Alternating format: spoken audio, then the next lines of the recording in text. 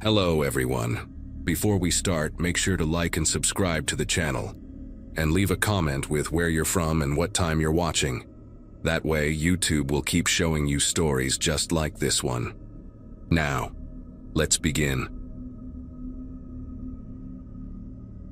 The drive from Madison to Milwaukee usually takes about an hour and 20 minutes, but on Thanksgiving night, the empty interstate stretched ahead like a black ribbon under the November moon. My graduation from nursing school in 2008 meant I'd been making this exact trip for over a decade now, always promising Mom I'd text when I got home safe. That night, stomach still full of turkey and green bean casserole, I had the heat cranked up and some true crime podcast playing through the speakers. The host was describing how predators often work in pairs when my headlights caught something moving near the tree line. At first I thought it was just a deer. Wisconsin has millions of them. But then I saw it was smaller, walking weird, favoring one side like it was hurt bad.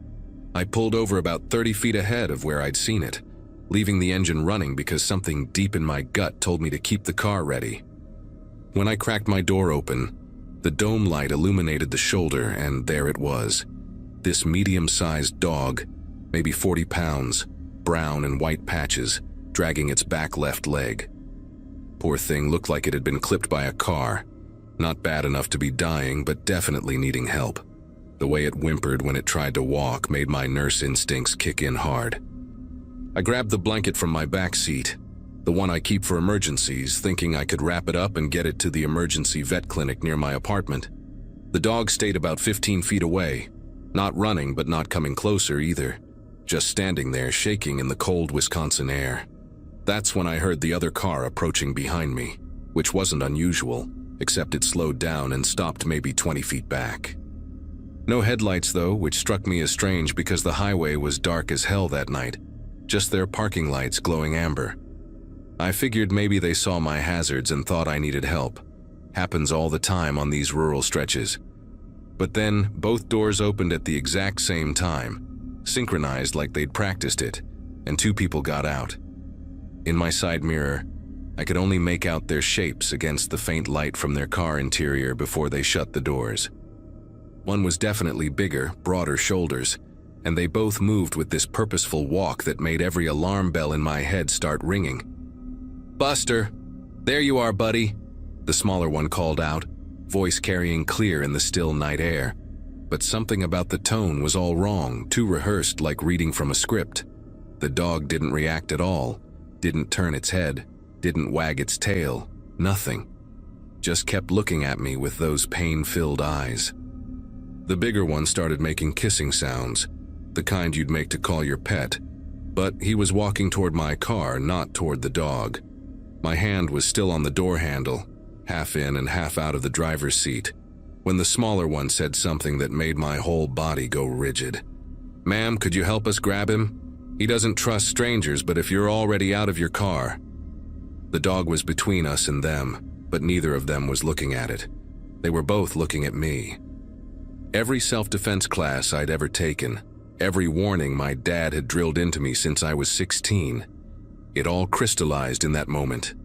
I yanked my leg back into the car so fast I knocked my knee against the steering column, slammed the door, and hit the lock button. The bigger one broke into a run the second my door closed, and I mean full sprint, covering the distance to my car in seconds.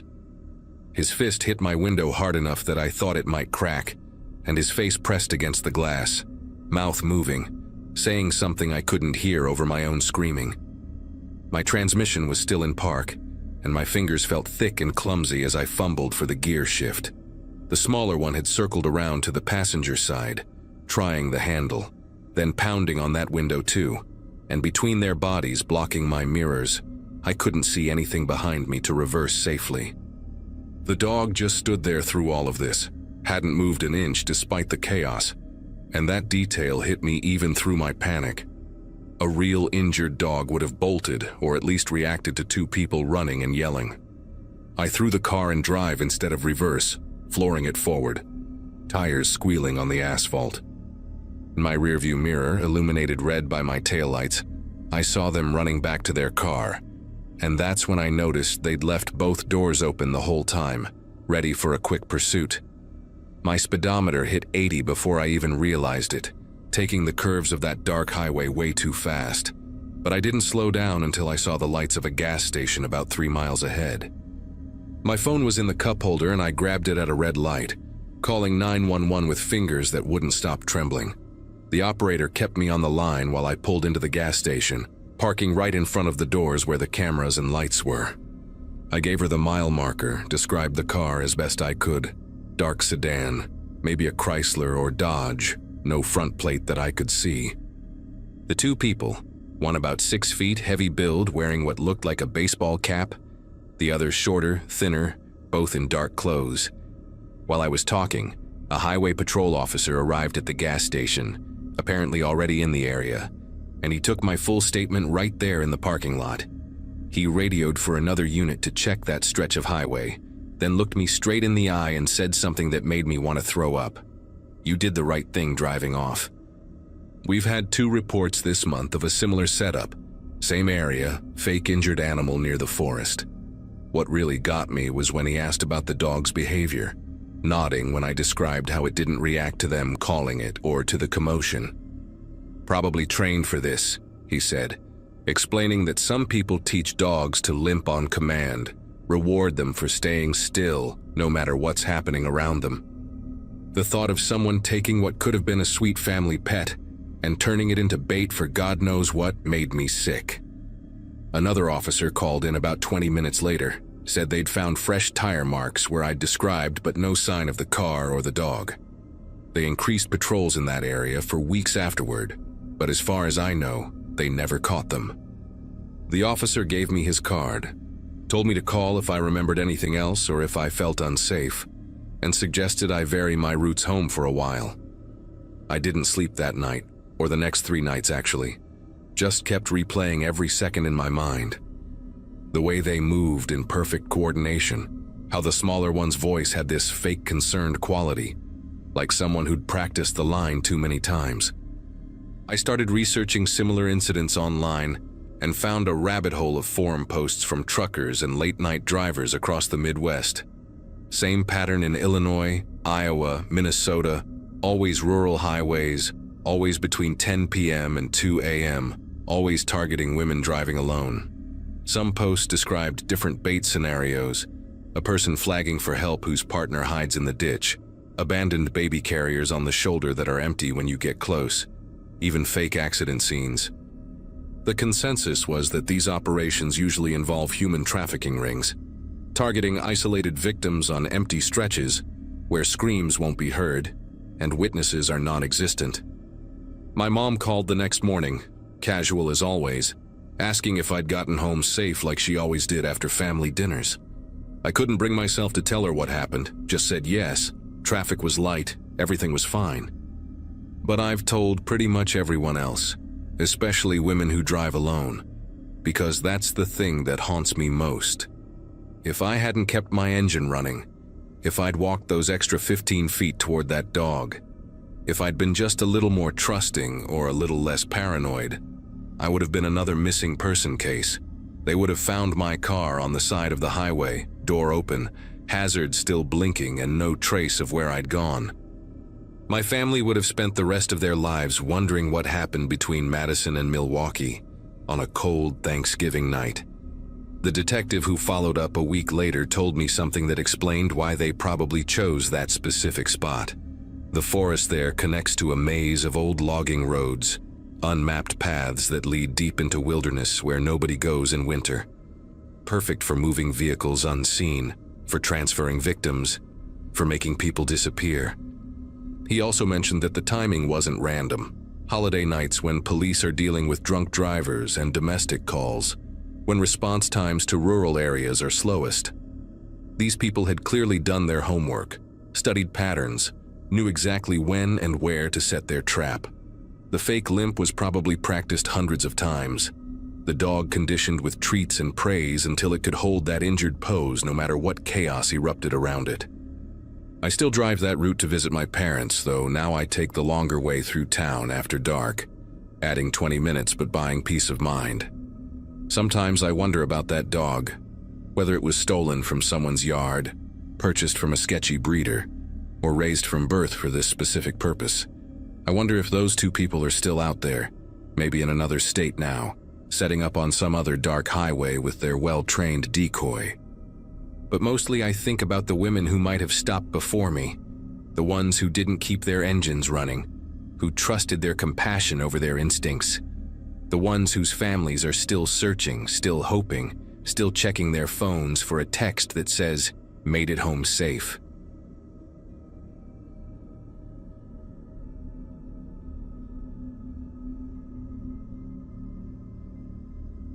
Denver gets quiet when it snows, and that November night was no exception as I walked Cooper through the empty streets near my apartment. My boots crunched against the fresh powder while Cooper, my golden retriever mix, pulled against his leash, nose buried in every interesting smell along Colfax Avenue. I'd moved into the second-floor unit 6 months earlier, right after signing the divorce papers that officially made me single again at 29. The building was one of those converted Victorians from the 1920s, complete with rattling radiators and floors that announced every footstep, but Cooper and I had made it home. That night started like any other. I'd gotten back from my warehouse shift around 9, found Cooper doing his desperate bathroom dance by the door, and bundled up for our usual evening routine. The temperature had dropped below freezing, and thick snowflakes drifted down steadily, muffling the few sounds of passing cars and turning Denver into something from a snow globe. We made our way past the dumpsters behind the building, Cooper taking his time despite my constant shivering, and I remember noticing how untouched everything looked, like nature had thrown a white blanket over the whole neighborhood. After Cooper finished marking his usual spots, we circled back to the front entrance, passing the old fire escape that clung to the side of our building like a skeleton. Snow had accumulated on every step and platform, creating perfect, undisturbed layers that must have been building up for hours. Something caught my eye as I glanced up at my living room window on the second floor. The curtains I always kept closed were parted slightly in the middle, creating a narrow gap where warm light spilled out into the darkness. Strange, I thought, but figured the old radiator must have kicked on and created enough air movement to shift the fabric.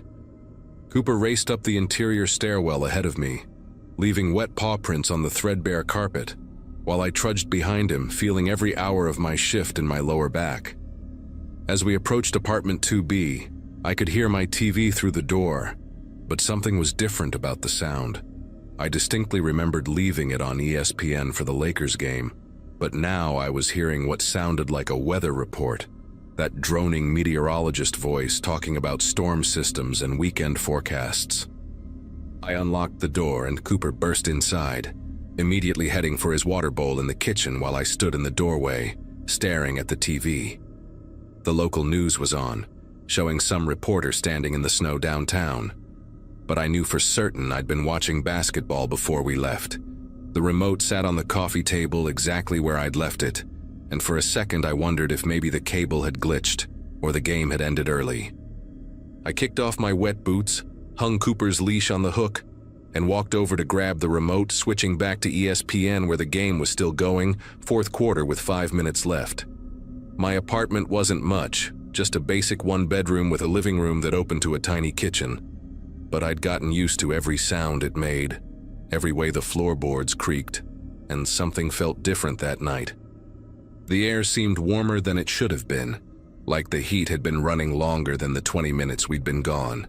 And there was this smell I couldn't quite place, something like wet wool mixed with stale cigarette smoke.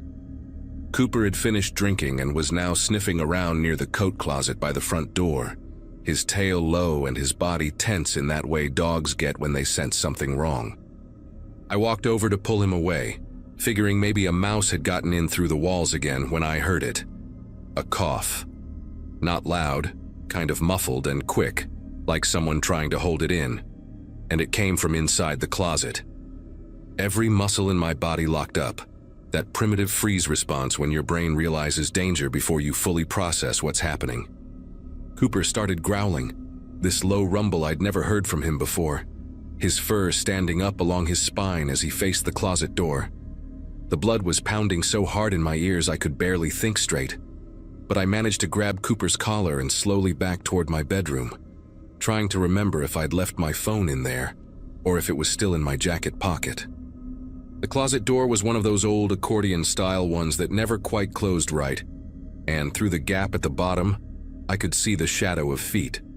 Work boots, from what I could tell, sized way bigger than mine, with snow still melting off them, creating small puddles on my hardwood floor. My brain went into this weird overdrive mode, simultaneously screaming at me to run, while also cataloging stupid details like how those puddles were going to warp the wood if they sat there too long. Cooper's growling got louder, more aggressive, and whoever was in that closet shifted their weight, making the door rattle slightly on its track. I kept backing up, pulling Cooper with me, when my hip hit the corner of the kitchen counter and knocked over the ceramic bowl where I kept my keys, sending it crashing to the floor. The sound was like a gunshot in the tense silence, and immediately I heard movement from the closet, fast and deliberate, like someone preparing to come out. Without thinking, I yanked Cooper into my bedroom and slammed the door, turning the pathetic little push-button lock that wouldn't stop anyone determined to get in. My hands were trembling so bad I could barely pull my phone from my jacket pocket, nearly dropping it twice before managing to dial 911. While the phone rang, I pressed my ear against the bedroom door and heard heavy footsteps moving through my apartment, not trying to be quiet anymore, just walking around like they owned the place. The dispatcher answered, and I whispered as clearly as I could that someone had broken into my apartment and was still there, giving my address on Colfax Avenue twice because I was so panicked I wasn't sure if I was making sense. She told me units were on the way, to stay where I was, stay on the line, but all I could focus on was the sound of my kitchen drawers being opened, the metallic sliding noise they made, and knowing exactly which drawer held my kitchen knives. The footsteps moved from the kitchen toward the hallway that led to my bedroom, slow and deliberate, and I could hear this raspy breathing that wasn't mine or Cooper's. I grabbed the baseball bat I kept beside my bed, a leftover from my softball league days, and positioned myself between Cooper and the door, trying to control my own breathing so I could hear better. The dispatcher kept asking me questions, but I could barely process them, just kept whispering that he was getting closer. Please hurry, he's right outside my door now. Then the footsteps stopped, and for maybe 10 seconds that felt like hours. There was complete silence except for Cooper's low, continuous growl, and my heart hammering against my ribs. The doorknob rattled just once, a testing kind of turn to see if it was locked, and then I heard him laugh, this quiet, raspy chuckle that made my whole body go cold. Not angry or frustrated, just amused, like this was all some kind of game to him. I heard him walk back down the hallway, and then came sounds I'll never forget. My couch cushions being moved, papers rustling, drawers opening and closing in my living room desk. He was searching for something, or maybe just going through my things because he could, because he'd been in my space while I was gone, and now felt entitled to it. The dispatcher said police were 3 minutes out, but 3 minutes feels like a lifetime when there's only a thin door and a useless lock between you and someone who broke into your home. Through the bedroom window, I could see the snow still falling steadily, the fire escape outside covered in white, just like I'd seen it from the ground, except now I realized those perfect, undisturbed layers I'd noticed earlier had been a lie. He must have brushed the snow back into place after climbing up, covering his tracks, which meant he'd put thought into this, planned it, watched me leave with Cooper before making his move. Suddenly I heard sirens in the distance getting louder, and the sounds from my living room stopped immediately. Fast footsteps crossed my apartment, and I heard my front door slam open so hard it hit the wall. I stayed frozen in place, bat still raised, Cooper pressed against my legs, listening to those heavy boots running down the interior stairs. The dispatcher was saying something, but I couldn't focus on her words. Just waited until the sirens were right outside my building before I finally unlocked my bedroom door with shaking fingers. My apartment looked like a tornado had gone through it. Every drawer pulled out, cushions thrown around, papers scattered across the floor. The closet door hung open, and inside I could see where he'd pushed aside my coats to hide, the hangers still swaying slightly. There were wet boot prints everywhere, leading from the window to the closet, then throughout my apartment and finally out the front door that still stood wide open. 2 cops showed up first, both younger guys who seemed almost as nervous as I was, followed by an older detective who took one look at the scene and immediately called for the crime scene unit. They found where he'd jimmied my living room window from the fire escape, the lock completely broken, wood splintered around the frame. The detective, a woman named Reeves who had this calming way of talking, explained that there'd been a string of similar break-ins in the neighborhood, always during snowstorms when footprints would be covered quickly, always targeting second-floor apartments with fire escape access. What made me different, she said, was that I'd come home while he was still there. The others had been out for hours, returning to find their places ransacked.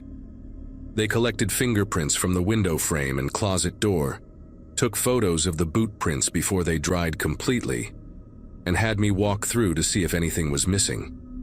My laptop was still there, my TV, even the cash I'd left on my dresser, which made everything worse somehow, knowing he wasn't after my things but something else, maybe just the thrill of being in someone else's space.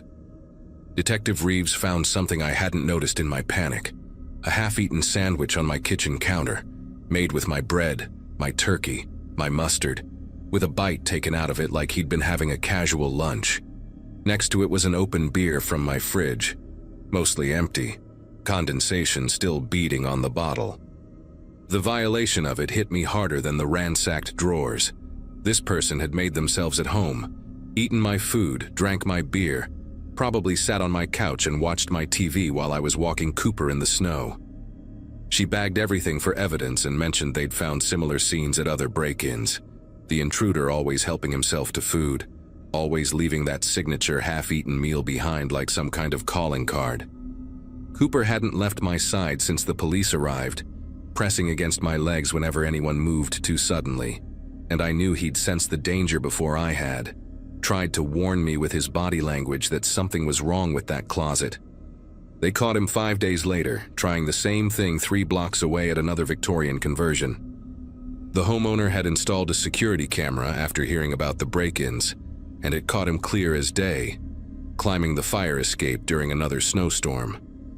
Gregory Watts was his name, 43 years old, had been living in his car since getting evicted 6 months earlier. Detective Reeves called to tell me they'd found items from all the break-ins in his car, including a notebook where he'd written down addresses, schedules, details about the residents. My entry was there. 2B Colfax, single male, dog, walks 9:30 p.m. most nights, works late shift. He'd been watching us for weeks, learning our routine, waiting for the perfect snowy night. The court gave him 18 months and I got a victim notification letter saying he'd be eligible for parole in 9. I moved out the next month, found a place on the ground floor with better locks and no fire escape, though Cooper and I still do our evening walks. But even now, whenever it snows, whenever I come back to find something slightly out of place, a curtain shifted, or a cushion moved, I think about that cough from the closet and check every door, every window, every hiding spot before I can breathe normally again.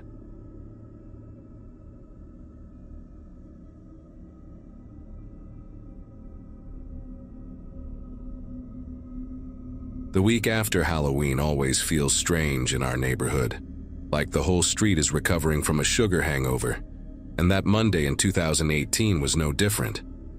I'd just gotten my daughter Chloe to bed around 8:30, which was a miracle considering she was still wired from all the leftover candy I'd stupidly let her have after dinner. Being 33 with a 6-year-old meant most of my evenings looked exactly like this one. Kitchen cleanup, lunch prep for tomorrow, and if I was lucky, maybe 45 minutes of whatever show I was binging before passing out on the couch. We lived in this little ranch-style house just outside Jefferson City. Nothing fancy, but it had a good school district and a big backyard where Chloe could play.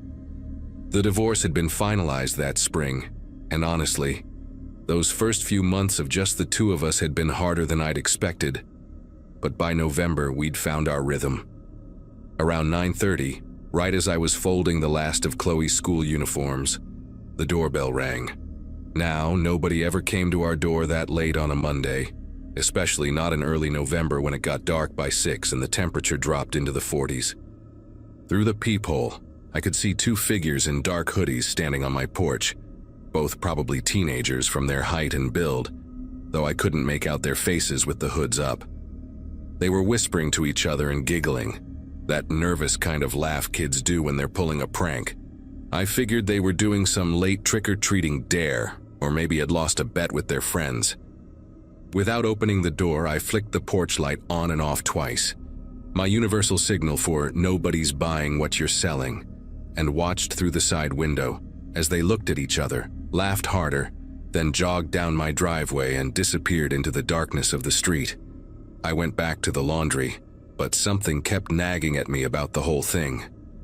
Maybe it was how they'd stood there. Not quite right. Like when you see someone in a play trying too hard to act natural. The taller one had kept his head tilted down the entire time, and the shorter one's giggle had this weird rhythm to it, almost mechanical, like he was forcing it out at regular intervals. But I brushed it off because, honestly, teenagers are weird, and after teaching 3rd grade for 5 years before having Chloe, I'd seen kids do stranger things for attention. I made myself a cup of chamomile tea, checked that the front door was locked, twice actually, and settled into the living room with my laptop to finish some lesson plans for my online tutoring students. 10 minutes later, I heard it. A soft tapping on glass, deliberate and spaced out perfectly. Tap, tap, tap, pause, tap, tap, tap, pause. The sound was coming from the back of the house, from the sliding glass door that opened onto our deck. My whole body went rigid in that awful way where you want to move but can't quite get your muscles to cooperate. The tapping continued, patient and steady, and I could picture someone standing out there in the darkness of my backyard, knuckles against the glass, waiting. The motion sensor light back there had been broken since September. I'd been meaning to fix it but kept putting it off, so whoever was out there was doing this in complete darkness. I grabbed my phone and crept toward the kitchen, staying low, keeping away from the direct line of sight to that glass door. From where I crouched behind the kitchen island, I could barely make out a shape through the glass door, just a dark silhouette against the slightly lighter darkness of the yard beyond. It wasn't moving, just standing there, one arm raised like it was about to knock again. The figure seemed taller than I remembered either of those kids being, but maybe it was just the angle, or maybe one was standing on my deck furniture. I dialed 911 but didn't hit call yet. What would I even say? That someone knocked on my door and now they're in my backyard. The tapping started again, but this time it was different, lower on the door, like whoever was out there had knelt down or bent over.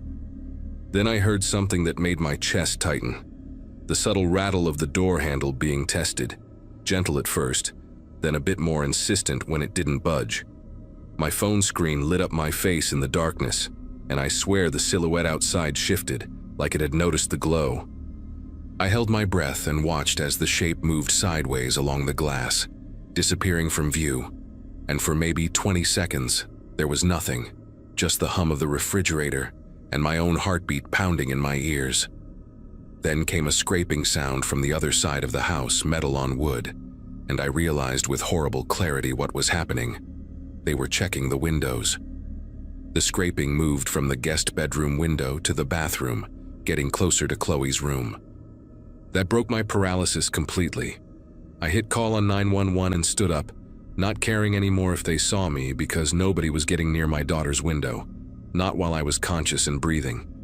The dispatcher answered on the second ring, and I whispered as clearly as I could that someone was trying to break into my house, gave her my address, and told her my 6-year-old was asleep in her room. She kept me on the line, saying units were on their way, maybe 5 minutes out, and to stay away from windows and doors.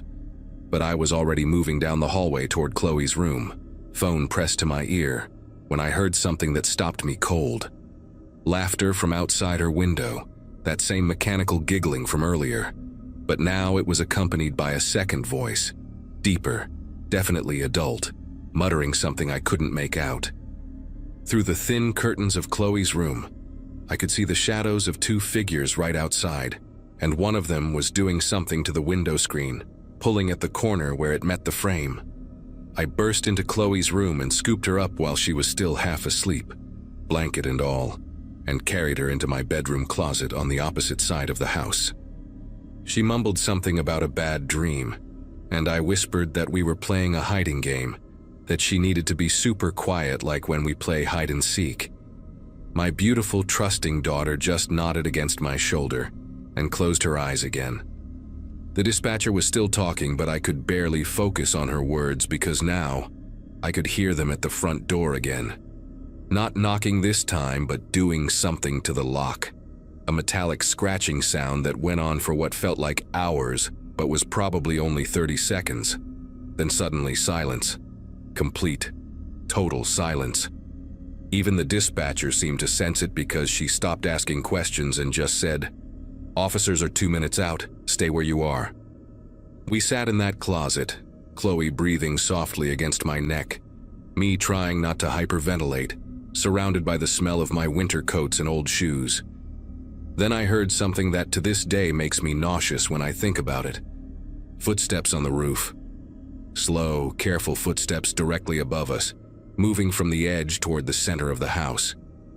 Our attic access was in the hallway ceiling, just a simple pull-down panel with a folding ladder, and I'd never even thought to check if it locked from the inside. The footsteps stopped right about where that panel would be, and I heard a creaking sound, the kind old wood makes when weight shifts on it. The dispatcher must have heard my breathing change because she whispered that officers were pulling onto my street now, 30 seconds away. The sirens came before the footsteps could move again, and immediately the sounds on the roof turned into scrambling, running, like squirrels but heavier, moving fast toward the back of the house. I heard a thump that must have been someone jumping down, maybe onto the deck, and then nothing. The dispatcher told me to stay put until the officers cleared the scene, and I held Chloe tighter, feeling her little heartbeat against mine. When the police finally gave the all clear and I carried Chloe back to her bed, she was completely asleep, unaware of how close we'd come to something terrible. The officers found footprints in the flower bed below her window. The screen had been cut with what looked like a box cutter, and there were scratch marks on the front door lock, like someone had tried to pick it with amateur tools. But here's the part that still keeps me up at night. The reason I'm sharing this story now, years later, after we've moved to a different state entirely. The next morning, one of the officers came back with a detective, and they asked to see my security camera footage. I'd forgotten about the camera completely. My ex had installed this cheap wireless one by the front door the previous year, and honestly, I rarely checked it. We pulled up the app on my phone and scrolled back to the night before, and what we saw made the detective immediately call for additional units. The first person at my door, the shorter one I'd thought was a teenager, was wearing what looked like a rubber Halloween mask, one of those old man ones with wrinkled skin and wispy gray hair. But it was the taller figure that made everyone in the room go quiet. It was definitely an adult man, probably in his 40s, wearing a teenager's face mask, the kind that just covers the front of your face with elastic bands. The video showed him pulling something from his pocket while the other one rang the doorbell. It was a roll of duct tape. The detective told me they'd been tracking similar attempts in 3 other neighborhoods around Jefferson City that week, always targeting single mothers, always using the same method of sending the masked decoy to the front while the man tried to find another way in. They caught them 2 days later trying the same thing at a house in Fulton, about 20 miles away. The man turned out to be a registered sex offender from Arkansas who'd been violating his parole, and his accomplice was his 19-year-old nephew who he'd convinced to help him. When they searched the man's van, they found zip ties, tape, rope, and a journal with addresses and notes about the routines of different women and their children. My address was in there, along with notes about what time I usually turned off the lights when I left for work, and that I had a young daughter who went to Riverside Elementary. They'd been watching us for at least 2 weeks before that night. I testified at the trial, and he got 25 years. We moved the following summer, and even now, whenever someone knocks on my door after dark, even when I'm expecting them, I check every window and door twice before I go to bed.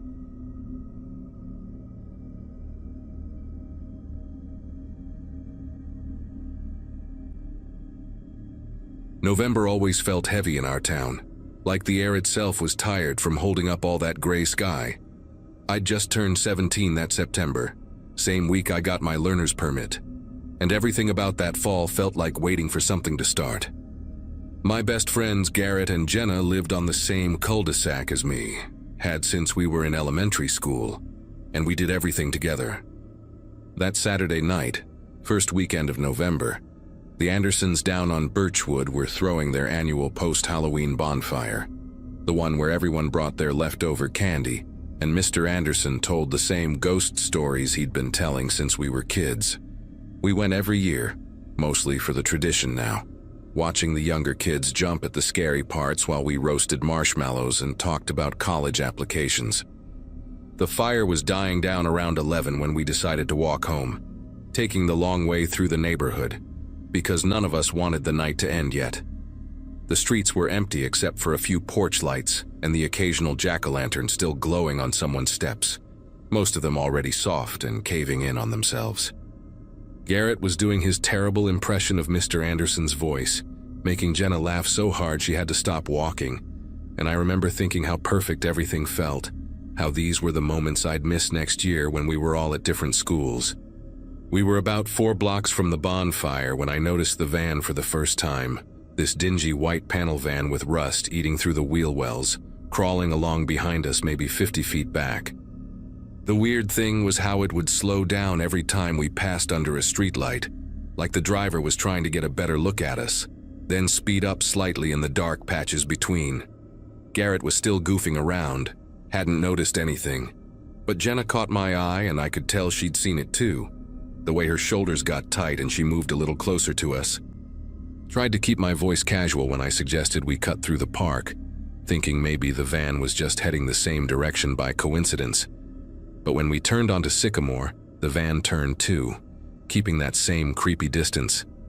The engine made this low, rumbling sound, not quite healthy, like something was loose under the hood, and I could hear it getting louder and softer as the driver played with the gas pedal.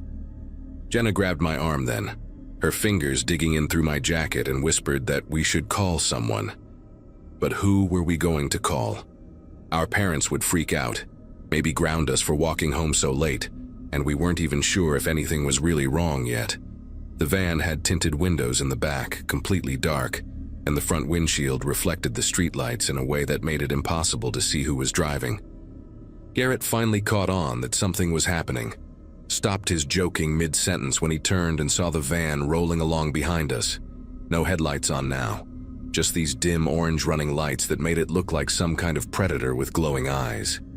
We started walking faster without really discussing it, our sneakers scuffing against the sidewalk in this awkward rhythm as we tried not to run but couldn't help speeding up. The van sped up too, engine growling louder, and then did something that made my whole body go rigid with fear. It pulled ahead of us suddenly, maybe 100 feet, and turned into a driveway on the right side of the street, killing all its lights completely.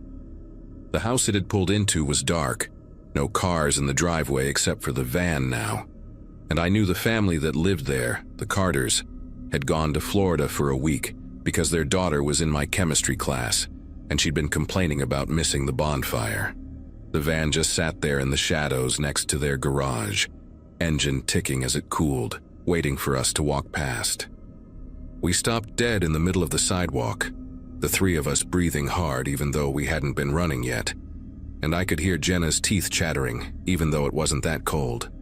Garrett suggested we cross the street and go back the way we came, but before we could move, the van's reverse lights flashed on, these harsh white rectangles in the darkness, and it started backing out of the driveway, slow and deliberate. The driver had turned the engine back on but kept the headlights off, and the van was rolling backward down the street toward us, weaving slightly like the driver was watching us in the side mirror instead of looking where they were going. That's when we ran, all 3 of us at the same time, no discussion needed, just pure instinct taking over. We cut hard left through someone's yard, my foot catching on a garden hose and nearly sending me face first into their lawn gnome collection, Jenna pulling me up by my elbow as we scrambled between 2 houses. Behind us, I could hear the van's engine roar as it accelerated. tires squealing as it tried to turn around in the narrow street, and then the sound of a car door slamming that sent ice through my veins. We burst into the backyard of a house I didn't recognize, motion sensor floods blazing to life and lighting us up like we were on stage, and Garrett was already pulling out his phone, his hands fumbling with the passcode. The backyard connected to another street through a gap in the fence, and we squeezed through, splinters from the old wood catching on our clothes, ripping Jenna's jacket sleeve. I could taste copper in my mouth from running so hard, and my legs felt disconnected from my body, like they belonged to someone else who just happened to be carrying me along. We were on Oakmont now, at least 6 blocks from where the van had been, and Garrett finally got through to 911, practically shouting our location into the phone while we crouched behind someone's SUV. The operator kept asking him to slow down, to explain what was happening, but how could we explain something that sounded so paranoid when you said it out loud? A van was following us. The driver turned around to chase us. We were hiding now behind a random car, praying the van wouldn't cruise down this street next. The police showed up faster than I expected, 2 cruisers with their lights on but no sirens, and the officers separated us to get our stories while we stood there in the middle of Oakmont, looking like we'd been through a hurricane. My officer, this older guy with a thick gray mustache who introduced himself as Officer Brennan, actually believed us right away, didn't give us any grief about being out late or suggest we were imagining things. He radioed the description of the van to other units, then drove us around the neighborhood in the back of his cruiser, asking us to point out exactly where everything had happened. When we got to the Carter house where the van had pulled in, there were fresh tire marks in the driveway, deep grooves in the gravel where it had reversed hard, and Officer Brennan took photos with his phone, measured the wheelbase with a tape measure from his trunk. He said something into his radio about checking camera footage from the ATM at the bank on Sycamore, which would have captured any vehicle passing that intersection. About an hour later, while we were sitting in the police station waiting for our parents and drinking hot chocolate that tasted like chalk, Officer Brennan came back with this expression on his face that made my chest tighten all over again. They'd found the van, he said, abandoned in the parking lot of Westfield Middle School, still warm, driver's door hanging open. The weird part was what they found inside. 3 rolls of duct tape, a box of zip ties, and a notebook with addresses written in it, including several houses in our neighborhood with the days and times written next to them. The Carter house was on the list with "out of town" written beside it, and there were notes about 3 targets, with descriptions that matched me, Garrett, and Jenna pretty well, down to Jenna's purple backpack and Garrett's varsity jacket. The van had been reported stolen from a plumbing company 2 towns over 3 days earlier, and they never found who'd been driving it that night, despite pulling prints and checking every security camera they could find. Our parents went into full protective mode after that, driving us everywhere for weeks, installing new security systems, organizing neighborhood watch meetings that packed the community center. The detective assigned to our case, a woman named Diane Lawson who wore these thick-rimmed glasses and always had a coffee stain somewhere on her shirt, told us we'd likely been watched for days, maybe weeks, that whoever was in that van had been planning something specific. She showed us footage from the bank ATM that caught the van passing by earlier that evening, before the bonfire even started, just circling the neighborhood in slow loops. You could make out a figure in the driver's seat, baseball cap pulled low, but the quality was too grainy to get any real details. The notebook had our routines written down: when we walked to school, when we stayed after for clubs, when we typically hung out at the park on weekends, and Detective Lawson said we were lucky we'd varied our pattern that night by going to the bonfire. The middle school where they found the van had security cameras too, but whoever ditched it there knew exactly where the blind spots were, parking in the one corner where 3 broken cameras created a perfect dead zone. The only glimpse they got was a figure in dark clothes walking quickly away from the van, heading toward the tree line at the back of the school property. And by the time the K-9 unit arrived, the trail had gone cold at the creek that ran behind the playground. What haunted me most were the small details the detective mentioned almost offhandedly. Fresh scratches on the inside of the van's rear doors, like someone had been testing the locks from inside, and a receipt from a hardware store dated that morning for the zip ties and tape, paid in cash at a store 40 miles away. Whoever it was had driven 40 miles just to buy those supplies where no one would recognize them, then driven back to hunt us. For weeks after that night, every white van made me stop breathing for a second. Every stranger who looked at us a beat too long made my skin prickle with that same fear. Jenna started carrying pepper spray and taking a different route home every day. Never the same pattern twice. And Garrett's older brother started picking him up from school in his pickup truck, wouldn't let him walk anywhere alone. The police increased patrols in our neighborhood, and for about a month there was always a cruiser parked near the school, or doing slow loops through our streets. But eventually, things went back to normal, at least on the surface. Detective Lawson called us in December to say they'd connected our case to 2 similar incidents in neighboring counties. Same pattern with the white van and the notebook. But those kids hadn't been as lucky as us, hadn't run fast enough, though she wouldn't give us details about what had happened to them. The case never got solved, at least not while we were still in high school, and by the time I left for college the following year, it had become just another unsolved mystery in the filing cabinets at the police station. Sometimes I Google it, looking for updates or similar cases, wondering if whoever was in that van that night ever got caught somewhere else, but I never find anything definitive. What I can't forget is that moment when the van reversed toward us in the dark, how deliberate it was, how patient they'd been watching us for weeks, learning our habits and waiting for the perfect opportunity. Jenna, Garrett, and I are still close, even though we're spread across different states now. And every November when we text each other around the anniversary, none of us mentions it directly, but we all know what we're really checking on, making sure we're all still okay, still here, still running faster than whatever was chasing us that night.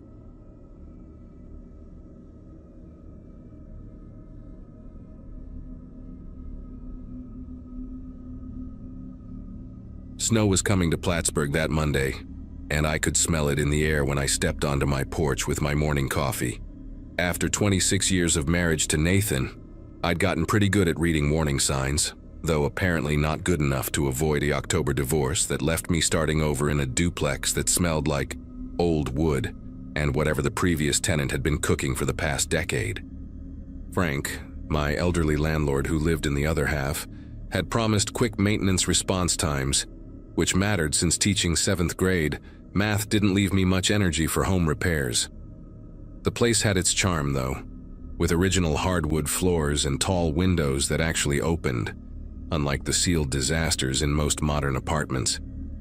I'd been there exactly 9 days, still discovering which floorboards creaked and which light switches controlled what. That morning started like the others since I'd moved in, except for the weather forecast promising 6 to 8 inches by nightfall. I stood in my living room, watching the sky turn that sick yellow color that precedes every upstate storm, when I heard this weird scraping noise from below. Real faint, almost like fingernails on concrete, but steady and deliberate. I got down on the floor, pressed my ear against the cold wood and listened. The sound went on for maybe 10 seconds, paused, then started again. The heating had just kicked on, so I figured it was probably the old pipes doing their thing, or maybe Frank was organizing something in our shared basement. He'd mentioned he kept holiday decorations down there. I finished my coffee, grabbed my stack of ungraded tests, and drove to school through streets that were already emptying out in anticipation of the storm. School let out early at 1:30 because of the weather, and by the time I pulled into my driveway, thick flakes were already coating everything. Frank's car was gone, which wasn't unusual since he mentioned he spent Mondays at his daughter's place in Malone, about an hour west. I brought in an armload of firewood from the covered pile out back, thinking I'd grade papers by the fireplace and enjoy my first real snow day in the new place. But when I walked through the front door, I noticed something immediately wrong. My living room rug, this cheap burgundy thing I'd bought at Target the previous week, was pushed up at one corner, like someone had tripped over it. I specifically remembered straightening it that morning after catching my toe on the edge, and there was this smell, really subtle but definitely there, like unwashed clothes mixed with something else I couldn't identify. The scraping sound started again while I was standing there with my arms full of firewood. And this time it was louder, more insistent. It was definitely coming from directly beneath the living room, right under where I was standing. I dropped the wood on the couch and went to the basement door in the kitchen, flipping on the light switch at the top of the stairs. The single bulb down there barely illuminated anything beyond the wooden steps. I called out, asking if Frank was down there, even though I knew his car was gone. No response, but the scraping stopped immediately, like whatever was making the noise had heard me. I stood there at the top of those stairs for probably a full minute, listening to nothing but my own breathing and the tick of snow hitting the kitchen windows. Every instinct told me not to go down there alone, but I kept thinking about how Frank would react if I called him at his daughter's house over what was probably just a raccoon or some pipes that needed adjusting. I grabbed a flashlight from the junk drawer and made my way down, each step creaking under my weight. The basement was exactly what you'd expect from a house this old. Stone foundation walls, exposed ceiling joists covered in cobwebs, and that damp earth smell that never quite goes away. Frank's half was sectioned off with a piece of plywood, and there were a few cardboard boxes labeled Xmas and Easter stacked against the divider. My side was mostly empty except for the furnace, water heater, and some old shelving units the previous tenant had left behind. I swept the flashlight beam across the floor, looking for any signs of animals or water damage that might explain the noise. That's when I noticed the coal chute door in the far corner, something I hadn't even known existed until that moment. These old houses used to get coal deliveries straight into the basement, and most people just sealed them up decades ago when they converted to gas or oil heat. But this one wasn't sealed anymore. The metal door, maybe 2 feet by 2 feet, was hanging open about 6 inches, and there were fresh scratch marks on the concrete floor leading from it toward the center of the basement. I walked closer, my flashlight beam shaking slightly, and that's when the smell hit me full force. Body odor, stale food, and something sickly sweet like overripe fruit. I pulled the door open wider and aimed my light inside. There was a blue sleeping bag, one of those cheap Coleman ones you can get at any sporting goods store, spread out in the crawl space beyond the chute. Empty Chef Boyardee cans were stacked neatly against one wall, along with water bottles, some still half full. But the thing that made my chest go tight was the phone charger plugged into my outlet, the cord snaking back through the opening to a spot I couldn't see. Someone had been living in my basement, probably had been there before I even moved in, and they were still coming and going through that old coal chute that opened up near the bushes on the side of my house. I backed away from the coal chute so fast I knocked over one of the empty shelving units, the metal crash echoing through the basement.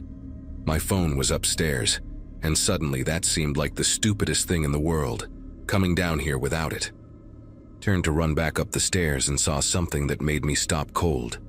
There were footprints in the dust on the concrete floor, fresh ones that weren't mine, leading from the coal chute to the stairs. Not just one set either, but multiple tracks going back and forth, some of them made by bare feet.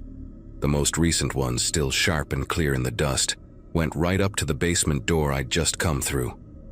This person, whoever they were, had been walking through my kitchen, my living room, probably standing right behind me while I slept on the couch that first week after moving in, too exhausted to make it to my bedroom.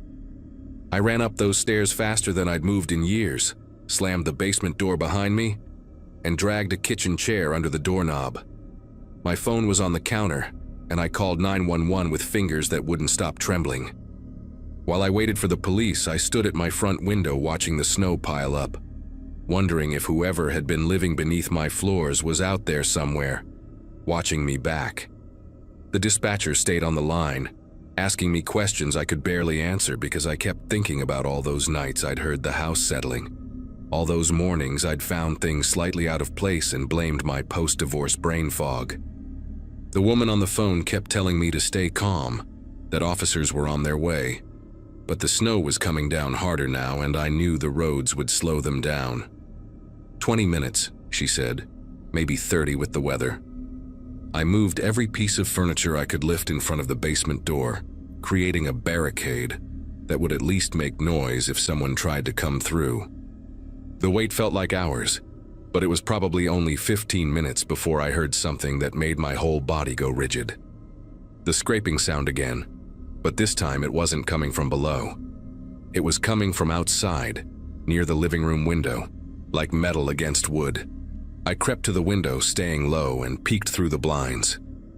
There was a man out there, skinny and hunched over, wearing a filthy green army jacket that was way too big for him. He had stringy gray hair that hung past his shoulders, and a beard that looked like it hadn't been trimmed in months. He was using something, maybe a screwdriver or a knife, trying to pry open my window from the outside.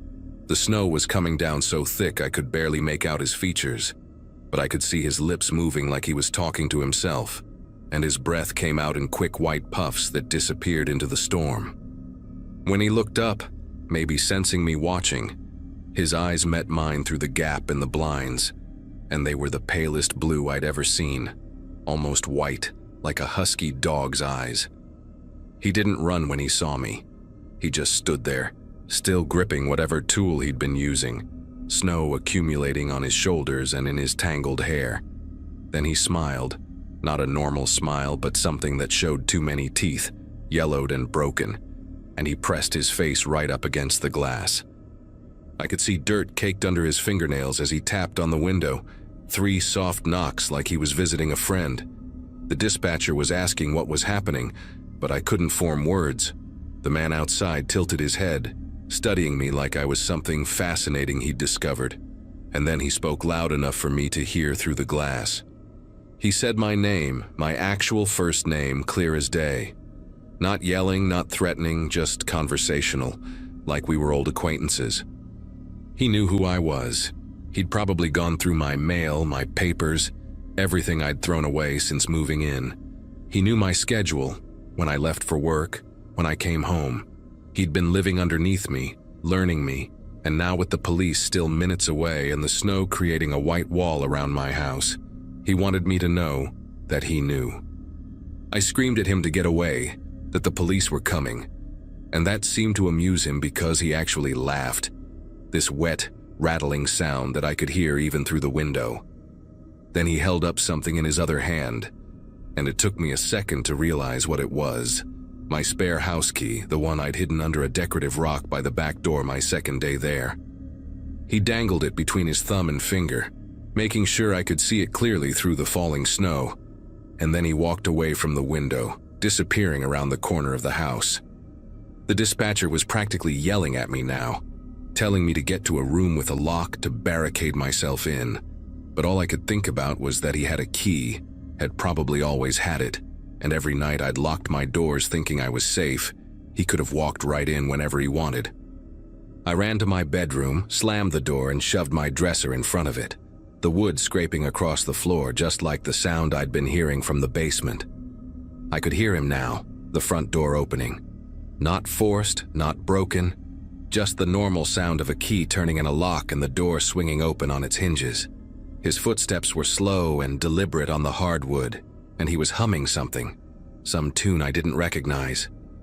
The dispatcher said the police were 3 minutes out, maybe less, but I could hear him in my kitchen now, opening drawers, looking for something.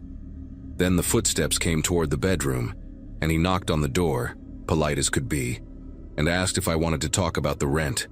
The rent, like he owned the place, like I was the intruder. He said Frank had promised him he could stay, that they had an arrangement, that I wasn't supposed to be here yet. His voice was calm, reasonable even, which made it so much worse. He said he'd been waiting for the right time to introduce himself, that he didn't mean to scare me, that we could share the space if I wanted. The dresser shook as he tested the door, and I could see the wood starting to splinter near the lock. Then the sirens cut through everything, that beautiful wailing sound getting louder every second. The pressure on my bedroom door stopped immediately, and I heard his footsteps retreat fast across the living room. The front door slammed, and through my bedroom window I watched him sprint through the snow toward the tree line behind the house, that oversized army jacket flapping behind him like wings. The police found me still barricaded in my bedroom, and it took 3 officers to convince me it was safe to move the dresser. They searched the basement, documented everything. The sleeping bag, the food, a notebook filled with observations about my daily routine written in pencil, even sketches of me sleeping on the couch.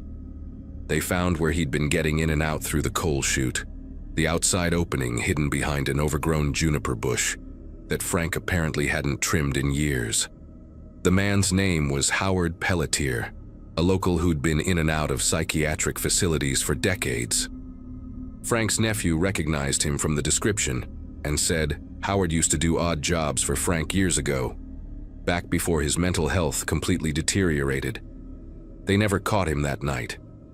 The snow covered his tracks within an hour, and he knew those woods better than anyone. But they boarded up the coal chute, changed all my locks, and a patrol car sat outside my duplex for the next 3 nights. I moved out the following week, stayed with my sister in Albany until I found a new place. This time a modern apartment on the 3rd floor with proper locks and a security system. Frank tried to keep my security deposit, said I broke the lease, but I had a lawyer friend write him a letter that changed his mind real quick. I heard from another teacher months later that Howard turned up at a homeless shelter in Burlington when the weather got bad in January. The police arrested him there, and he went back to a psychiatric facility, though for how long I never found out. I still teach at the same school, still grade papers in the evening, but now I live in a place where every sound has an explanation, where footsteps belong to neighbors I know by name, and where the only thing under my floor is another apartment with a young couple who play their music too loud on weekends. And that's fine by me.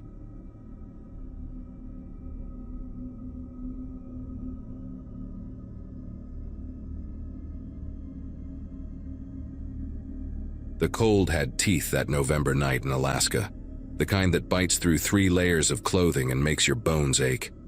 I'd been hauling frozen seafood from Anchorage down to Fairbanks for about 6 years by then, enough runs to know every pothole and curve on the park's highway.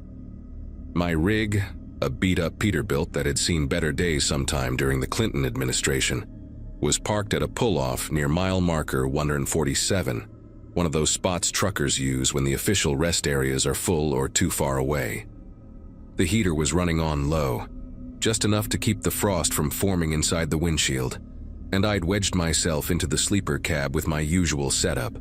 Sleeping bag rated for -40, wool socks doubled up, and my phone charging on the little shelf I'd installed myself. Outside, the darkness was absolute, that special kind of black you only get when you're 50 miles from the nearest town, and the clouds are covering whatever stars might be brave enough to shine. I remember checking my watch right before falling asleep, one of those habits you develop when your life revolves around delivery schedules and hours of service regulations. The green digits showed 9:47 p.m., which meant I could get a solid 6 hours before I needed to start rolling again to make my morning drop-off. The last thing I heard was the tick-tick-tick of the engine cooling down, metal contracting in the cold, a sound as familiar to me as my own heartbeat. Sleep came easy that night, the exhaustion of 14 hours on icy roads pulling me under like quicksand. I'd parked here probably 30 times before, always the same spot where the ground was level enough that I wouldn't wake up with a crick in my neck from sleeping at an angle. Other truckers knew about this place too, but tonight I was alone, just my rig and the occasional groan of wind pushing against the trailer. The knocking started at 1:14 a.m. according to that same watch when I jolted awake. 3 measured raps on the driver's side window, not frantic but deliberate, like someone calmly trying to get your attention at a store counter.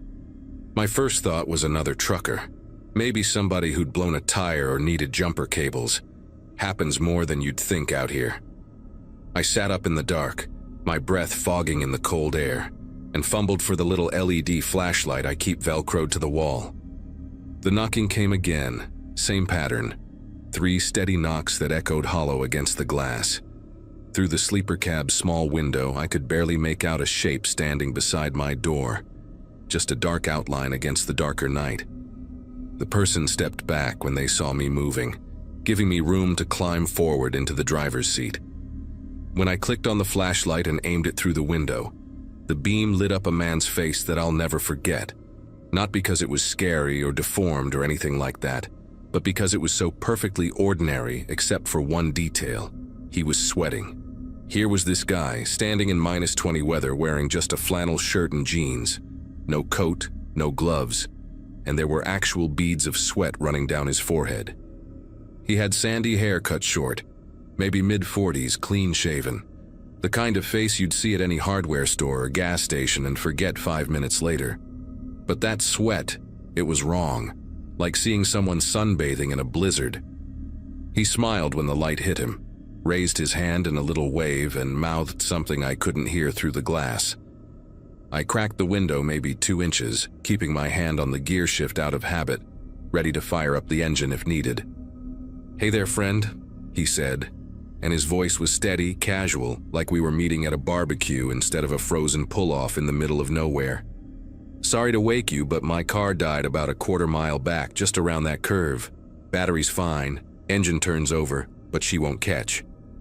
Think it might be the fuel line freezing up. Happens all the time up here, right?" He wiped his forehead with the back of his hand, and I watched the sweat immediately freeze into tiny crystals on his skin. "I was wondering if you could help me push it, get it rolling downhill a bit. Sometimes that's all it takes to get the fuel flowing again. 2 strong guys like us shouldn't take more than 5 minutes." His eyes never left mine the whole time he talked, not blinking much, just steady eye contact that felt rehearsed somehow. The thing about truckers is we help each other out. It's an unwritten rule of the road. I've changed more tires and given more jump starts than I can count, pulled guys out of ditches, shared food when somebody's broke down waiting for a tow. But every instinct I developed in 20 years of driving was screaming at me that something was wrong with this picture. Beyond the sweat, beyond the lack of winter clothes, there was the timing. He said his car was a quarter-mile back, but I'd been asleep for over 3 hours and hadn't heard any vehicle pass by. And trust me, you hear everything in a quiet night like that. The gravel crunches, the engine noise carries, especially around curves where people tap their brakes. Plus, if his car really wouldn't start, how was pushing it going to help with a frozen fuel line? That's not how engines work, and anybody who drives in Alaska knows that. "Where's your coat?" I asked through the crack in the window, watching my breath turn to ice crystals in the air between us.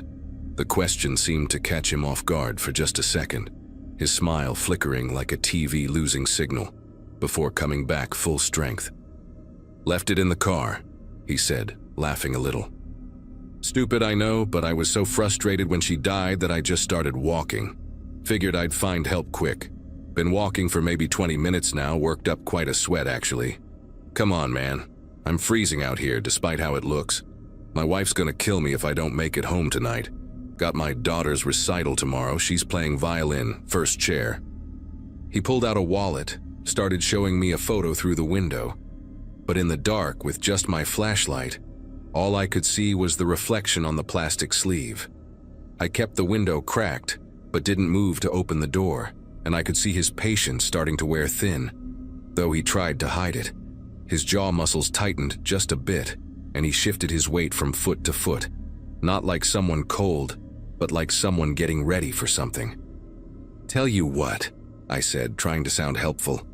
"Let me call you a tow truck. I've got good cell signal here, and there's a 24-hour service out of Cantwell. They could be here in maybe an hour." I reached for my phone, making a show of it, but kept my eyes on him. That's when his whole demeanor changed, like dropping a mask. The friendly smile disappeared, replaced by something flat and calculating. "No need for that," he said, his voice different now, lower, more insistent. "Just need you to step out for 5 minutes. Your truck will be fine, I promise. Just need some help pushing, that's all."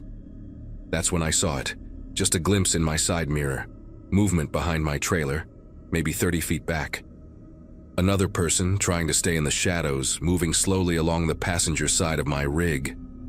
The man at my window must have seen my eyes flick to the mirror because he immediately knocked harder, trying to get my attention back.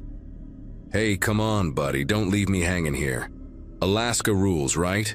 We help each other out." His hand went to his pocket, and I didn't wait to see what he was reaching for. I cranked the engine, and the Peterbilt roared to life, diesel smoke billowing black in the cold air.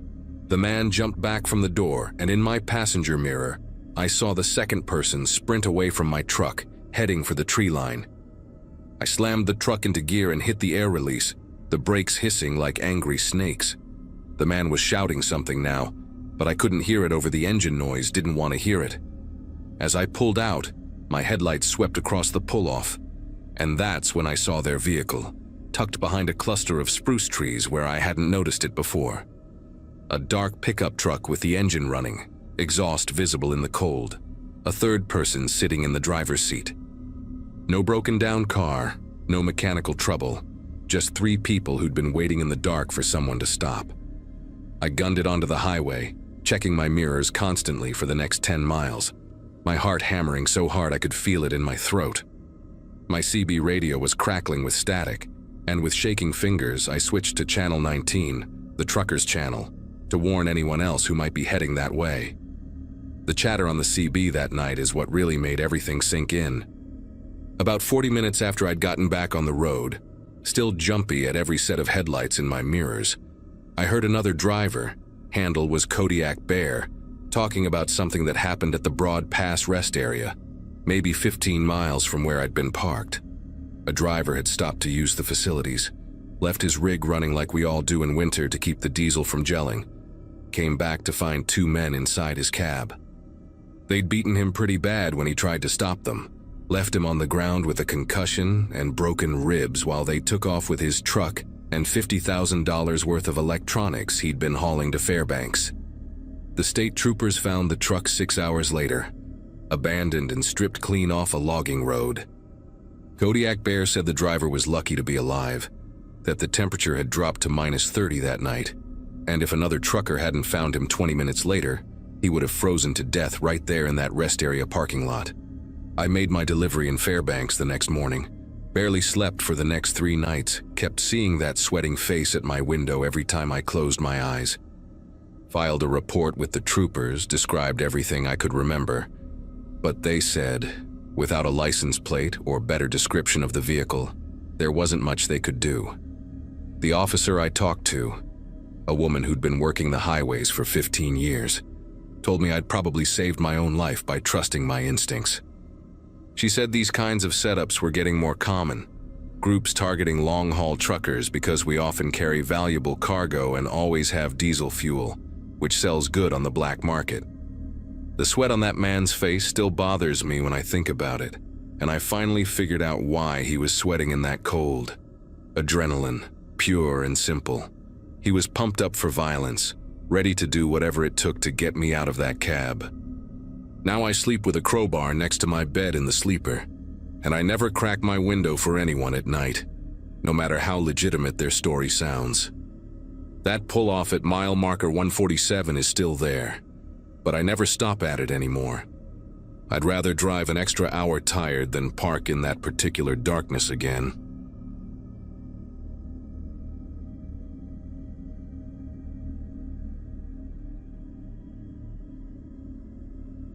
The break had been long overdue. Weeks of back-to-back meetings, constant messages, and the kind of exhaustion that makes every day blur together had started to eat away at me. When an ad for a digital detox retreat appeared on my laptop screen late one night, the idea sounded perfect. A quiet lodge tucked somewhere in the Oregon countryside. No screens, no distractions, just time to recharge. The price was low enough to make me wonder if it was some new wellness startup trying to build a reputation, but I booked it anyway. I needed silence more than I needed logic. The drive there took most of a gray November afternoon. The roads grew narrower and lonelier the farther I went, the trees swallowing what little sunlight there was. The sign for Airvale Lodge looked almost handmade, nailed to a crooked wooden post by the side of the road. When I finally pulled into the gravel lot, my phone had no signal. I took it as a good sign, a forced break from everything.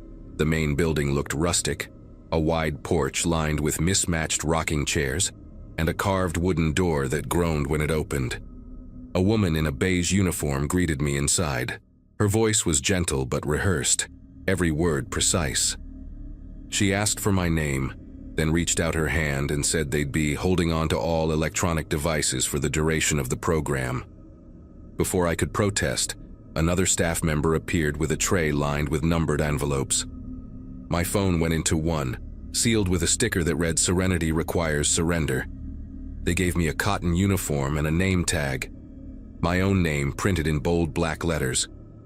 "Participants blend better that way," the woman said with a kind of warmth that didn't invite questions. Dinner that night felt strange. Everyone wore the same pale clothes, moving quietly around the long wooden tables. No one seemed to know each other, but they acted like they did. Smiling, nodding, serving food in synchronized rhythm. The staff stood along the walls, watching, never eating. When I tried to make small talk with the woman sitting beside me, she simply said, "It's easier if you let go of words." I laughed awkwardly, thinking it was part of the retreat's minimalist philosophy, but something about her expression stayed with me through the night. The next morning began with a bell that rang through the halls at dawn. Everyone lined up in the courtyard like students waiting for roll call. The air smelled like pine and damp soil, and the mist hung low between the trees surrounding the property. A man who introduced himself only as Guide Thomas gave a short speech about releasing digital toxins and rediscovering natural rhythm.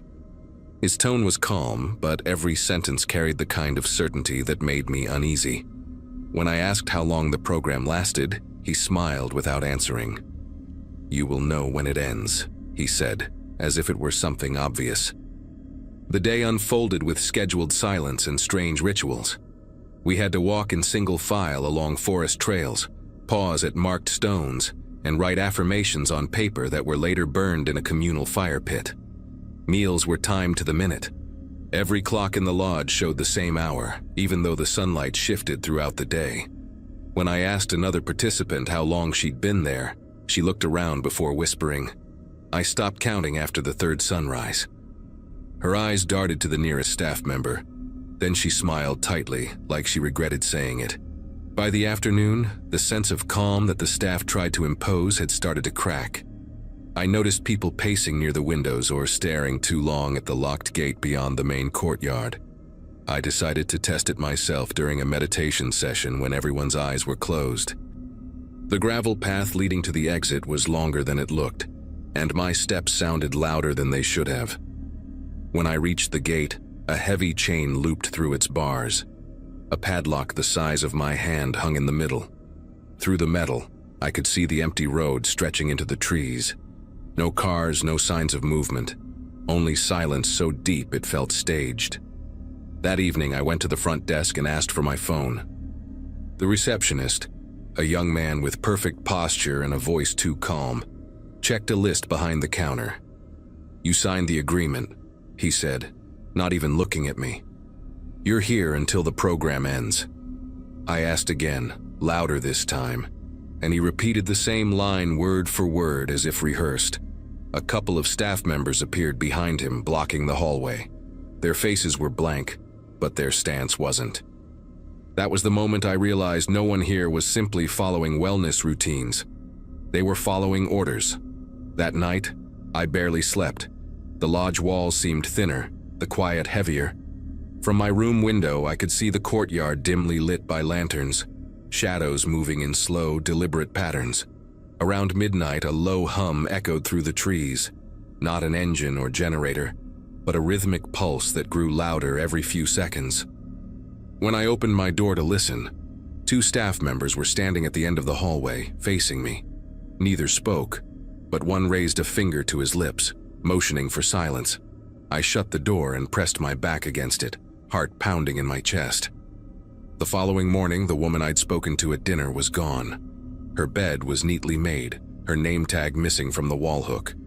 When I asked one of the cleaners where she'd gone, she replied, she completed her process. That phrase circulated throughout the day like a chant, whispered during meals, murmured by staff, written on the whiteboard in the hall. Completion is peace. By then, I understood that no one here was trying to rest or heal. They were being reshaped into something obedient. I decided to escape that night. During the final group meditation, I hid one of the metal utensils from the dining table under my sleeve. When the lights dimmed, I slipped out through a service corridor that smelled of bleach and wet wood. The kitchen door opened to the back of the property, near the same gate I'd tried before. Using the fork, I wedged the chain loose enough to slip it free of the latch. My fingers were raw, the sound of metal scraping metal slicing through the still air. For a second, I thought I heard footsteps behind me, but I didn't look back. I just ran. The road beyond the gate stretched into the forest. No lights, no signs, just endless darkness. I walked for what felt like hours until a delivery truck appeared in the distance. The driver, an older man with tired eyes, slowed down when he saw me. I told him I'd been hiking and got lost. He didn't ask questions. When I reached the nearest town, I went straight to the police. They said there was no record of a place called Airvale Lodge anywhere in the county, and no retreat registered under that name. I have searched for it online since then, and the website that first drew me in no longer exists. I still have the name tag they gave me. Plain white plastic, my name printed in black letters. Sometimes I catch myself staring at it, trying to remember the faces of the people still inside those walls. I never saw them again, but sometimes late at night, I hear that same low hum from the woods behind my apartment.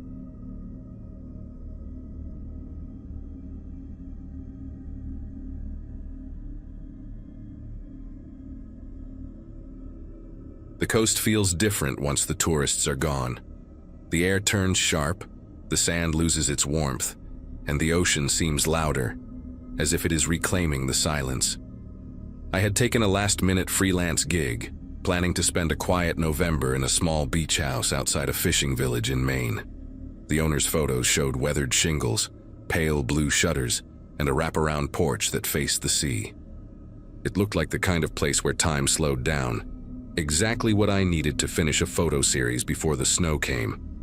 The house itself stood a few miles from town, down a narrow road lined with pines.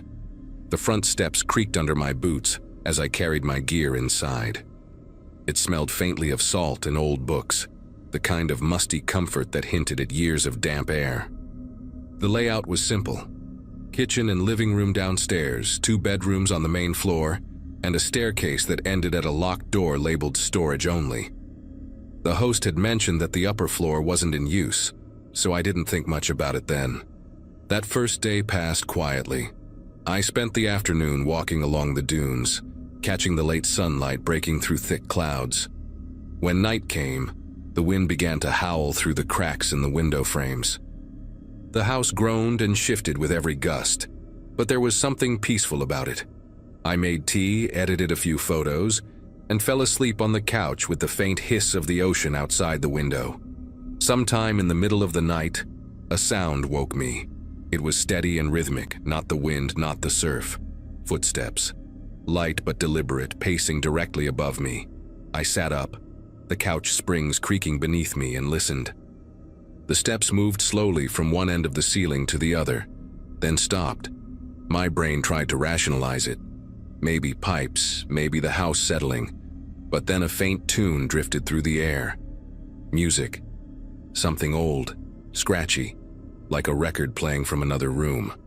I turned off the lamp and held my breath, trying to locate the source of the sound. The melody had a strange quality, a waltz maybe, though the notes seemed warped and distant, like it was being played from behind thick walls. I checked the time. It was close to 3 in the morning.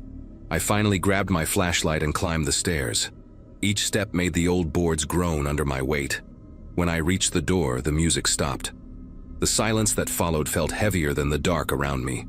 I tried the handle. It did not budge. Locked. From the inside. I knocked softly, half expecting someone to answer, half hoping no one would. Nothing. My pulse hammered in my ears as I pressed my ear to the wood. Faint shuffling, a drag of movement like someone turning in place. Then, a single thump against the door. I stumbled back, nearly losing my balance on the steps. For a moment, I stood there frozen in disbelief, trying to make sense of what I had just heard.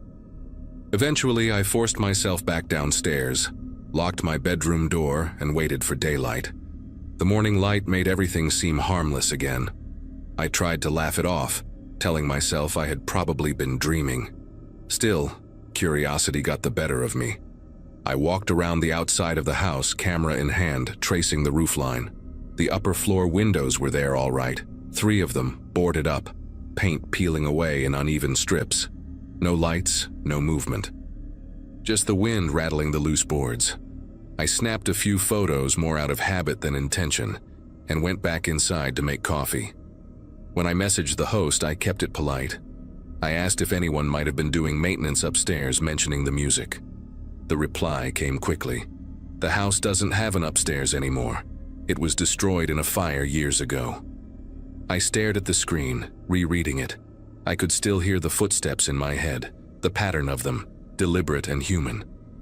I wanted to argue, to ask for proof, but something about the certainty in their message stopped me. Instead, I typed a short thank you and set the phone face down on the counter. That evening, I avoided going near the stairs. I cooked dinner with the radio on just to drown out the creaks of the house. Around midnight, the wind picked up again, carrying the smell of seaweed and smoke through a gap in the window frame. I sat in the living room, scrolling through my camera roll, when something caught my attention. One of the exterior shots I had taken that morning. In the reflection of an upstairs window, behind the warped glass, there was a faint outline of a person. The shape was blurred, but there was no mistaking it. Someone had been standing there, watching. Sleep was impossible after that. I kept the lights on and stayed by the window until dawn. The next morning, I decided to check the attic space from the outside again. The boards over the windows looked undisturbed, but when I touched the edges, flakes of charcoal rubbed off on my fingers.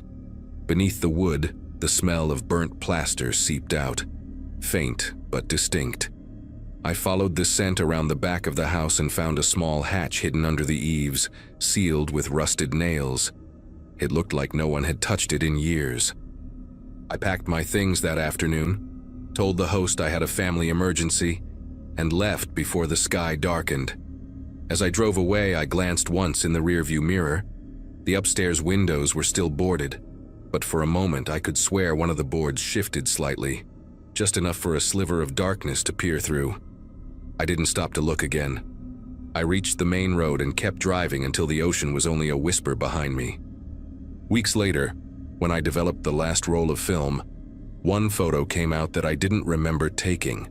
It was the interior of a narrow hallway, wood-paneled, scorched at the edges, and at the far end, a gramophone stood in perfect condition, the needle resting on a spinning record. I still do not know how it appeared among my shots, but I boxed up that film and never touched it again. Sometimes, when the wind is high, I can still hear that same warped waltz playing in my head.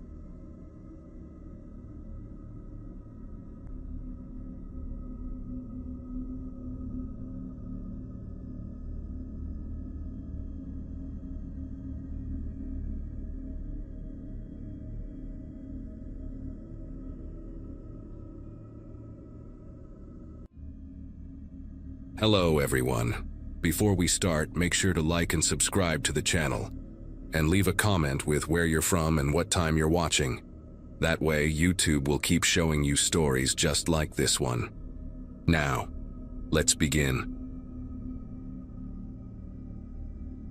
Halloween fell on a Friday that year, and the whole neighborhood went crazy with decorations and kids everywhere.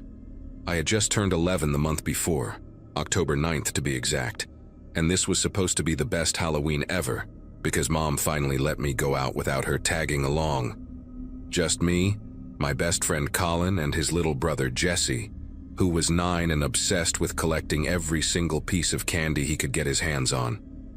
We'd been planning our route for weeks, mapping out which streets had the full-size bars and which houses to skip because they gave out those weird religious pamphlets instead of treats. Colin's mom made us promise to stay together, check in every hour, and be back by 9 o'clock sharp. We agreed to everything because we were just so pumped to be out on our own, hitting the streets with our pillowcases already in hand, ready to score the mother lode. The night started off perfect. We went as a group costume. The 3 of us dressed up as different horror movie characters. I was wearing this zombie getup my older sister helped me with, complete with fake blood and torn clothes. Colin went as a werewolf with this insane mask his dad got from a Halloween store in the city, and Jesse was a tiny vampire with plastic fangs that kept falling out of his mouth every time he said trick or treat. We hit house after house, and our bags got heavier and heavier. The weather was cold enough that you could see your breath, and the street smelled like fallen leaves and someone's chimney smoke. Every house was lit up with jack-o'-lanterns, some of them carved into crazy detailed faces, others just simple triangles for eyes. We were laughing and running between houses, comparing our hauls, and Jesse kept trying to sneak candy out of his bag, even though we all agreed to wait until we got back to Colin's place to do the official candy swap. Around 8:30, we decided to hit one last street before heading back. Sycamore Road, the one that bordered the community playground where we played basketball in the summer. The houses there were older, kind of run down compared to the rest of the neighborhood, with overgrown yards and peeling paint on most of the porches. We almost skipped it entirely because the streetlights were dim and it looked pretty dead, but Jesse insisted because he heard from a kid at school that someone on that street gave out king-size Snickers bars. So we went, walking down the cracked sidewalk with our bags dragging behind us, already so full they were getting hard to carry. Most of the houses had their lights off, which usually means they're not participating. But there was one place about halfway down that had a single porch light on. No decorations, no carved pumpkins, nothing festive at all. Just that one yellow bulb buzzing above a dark green door. Colin said maybe we should skip it, but Jesse was already running up the driveway, so we followed. The guy who answered the door was old, probably in his 70s, with this wrinkly face and deep-set eyes that looked almost black in the shadows. He wore a cardigan that had seen better days and house slippers, and when he opened the door, he didn't smile or say anything at first. He just stared at us for a few seconds like he was sizing us up or deciding whether or not we were worth his time. Then he reached into a plastic bowl sitting on a table right inside the doorway and dropped a handful of candy into each of our bags without saying a word. Jesse shouted thank you, his voice all high-pitched and excited, but the old man just nodded once and shut the door before we even turned around to leave. Something about the whole interaction felt weird, but we were kids on a sugar high, and we didn't think much of it. We just moved on to the next house, which had its lights off, so we turned back toward Collins Street, ready to finally dig into our loot and start the trading process we'd been waiting for all night. When we got to Collins' house, his mom had already set up the living room for us. She'd spread out a big blanket on the floor and put out 3 bowls so we could sort our candy by type. The rule was simple. We each dumped our bags out, organized everything into categories, and then we'd trade until everyone was happy. I always traded away my Almond Joys because I hated coconut, and Colin would give up his Smarties because he said they were just compressed sugar that tasted like chalk. Jesse was the pickiest. He only wanted chocolate, specifically anything with caramel or peanut butter. We started sorting, making piles of chocolate bars, gummy candy, lollipops, and the random stuff like popcorn balls or homemade cookies that some of the older ladies in the neighborhood insisted on handing out. Jesse grabbed a chocolate bar from his pile, one with a dark brown wrapper that looked like it might be a Hershey's or something similar. He didn't even ask if anyone wanted to trade for it, just ripped the wrapper open and took a huge bite, chocolate smearing on his vampire fangs. Colin and I were too busy negotiating over a pack of Reese's cups to pay much attention to him at first. Maybe 30 seconds later, Jesse made this choking sound. Not like he was actually choking on the candy, but like something tasted so bad it made him gag. He spit the chocolate out onto the blanket, this gross brown glob mixed with saliva, and his face went pale. I mean really pale, even under the white vampire makeup he was wearing. He said it tasted like soap, like really strong chemical soap, and his mouth was burning. Colin's mom came rushing in from the kitchen because she heard the commotion, and she asked Jesse what was wrong, but before he could even answer, he lurched forward and threw up all over the blanket. It wasn't just a little bit either, it was violent, like his whole body was rejecting whatever he'd just eaten. The vomit was dark and had this strange smell to it, not the usual puke smell, but something sharper, almost like bleach or cleaning fluid. Colin's mom completely panicked. She grabbed Jesse by the shoulders and asked him what he ate, and he pointed at the half-eaten chocolate bar still in his hand, the wrapper lying next to it on the floor. She snatched the wrapper up and examined it, but there was no brand name on it, just plain brown paper that looked like it had been hand-wrapped. That's when I remembered the old man on Sycamore Road, how he just grabbed a handful of candy from that bowl without even looking at what he was giving us. Colin's mom called 911 immediately, her voice shaking as she explained that her son's friend had eaten something and was now vomiting uncontrollably. Jesse kept throwing up. He couldn't stop, and between heaves he was crying and saying his throat hurt, that it felt like it was on fire. His lips started looking swollen and red, and there were these weird white patches forming at the corners of his mouth. I felt completely helpless, just sitting there watching my friend suffer, and Colin had backed up against the wall with tears streaming down his face. The ambulance showed up maybe 10 minutes later, but it felt like hours. The paramedics came rushing in with their equipment, asking questions rapid fire while they checked Jesse's vital signs and looked at the chocolate bar wrapper. One of them held it up to his nose and sniffed it. Then his expression changed. He told his partner something I couldn't quite hear, but I caught the word chemical. They loaded Jesse onto a stretcher and took him out to the ambulance, and Colin's mom went with them after telling us to stay put and that she'd call our parents. She grabbed the rest of Jesse's candy bag before leaving, and she took the chocolate wrapper with her. Colin and I just sat there in the living room, staring at the mess on the blanket, neither of us knowing what to say. The whole house smelled like vomit and that chemical odor, and all the candy we'd been so excited about suddenly looked dangerous, like any piece could be hiding something terrible inside. My mom showed up about 20 minutes later, her face tight with worry, and she made me show her every single piece of candy I'd collected. We went through it, item by item, and she threw away anything that looked homemade or had a wrapper that seemed off. When we got home, she called the police non-emergency line to report what had happened, giving them the address on Sycamore Road where we'd gotten the candy. I couldn't sleep that night. I kept thinking about Jesse and wondering if he was going to be okay, replaying the sound of him choking and gagging in my head. The next morning, Colin's mom called to tell us that Jesse was stable but still in the hospital. The doctors had run a bunch of tests and found traces of ammonia-based cleaning solution in his system, the kind you'd use to scrub bathrooms or kitchen floors. They'd had to pump his stomach and give him medication to protect his throat and esophagus from the chemical burns. He was going to survive, thank God, but he'd be in the hospital for at least a few more days under observation. The police had gone to the house on Sycamore Road early that morning and questioned the old man who lived there. His name was Howard Pruitt, and apparently he'd been living alone in that house for over 15 years after his wife died.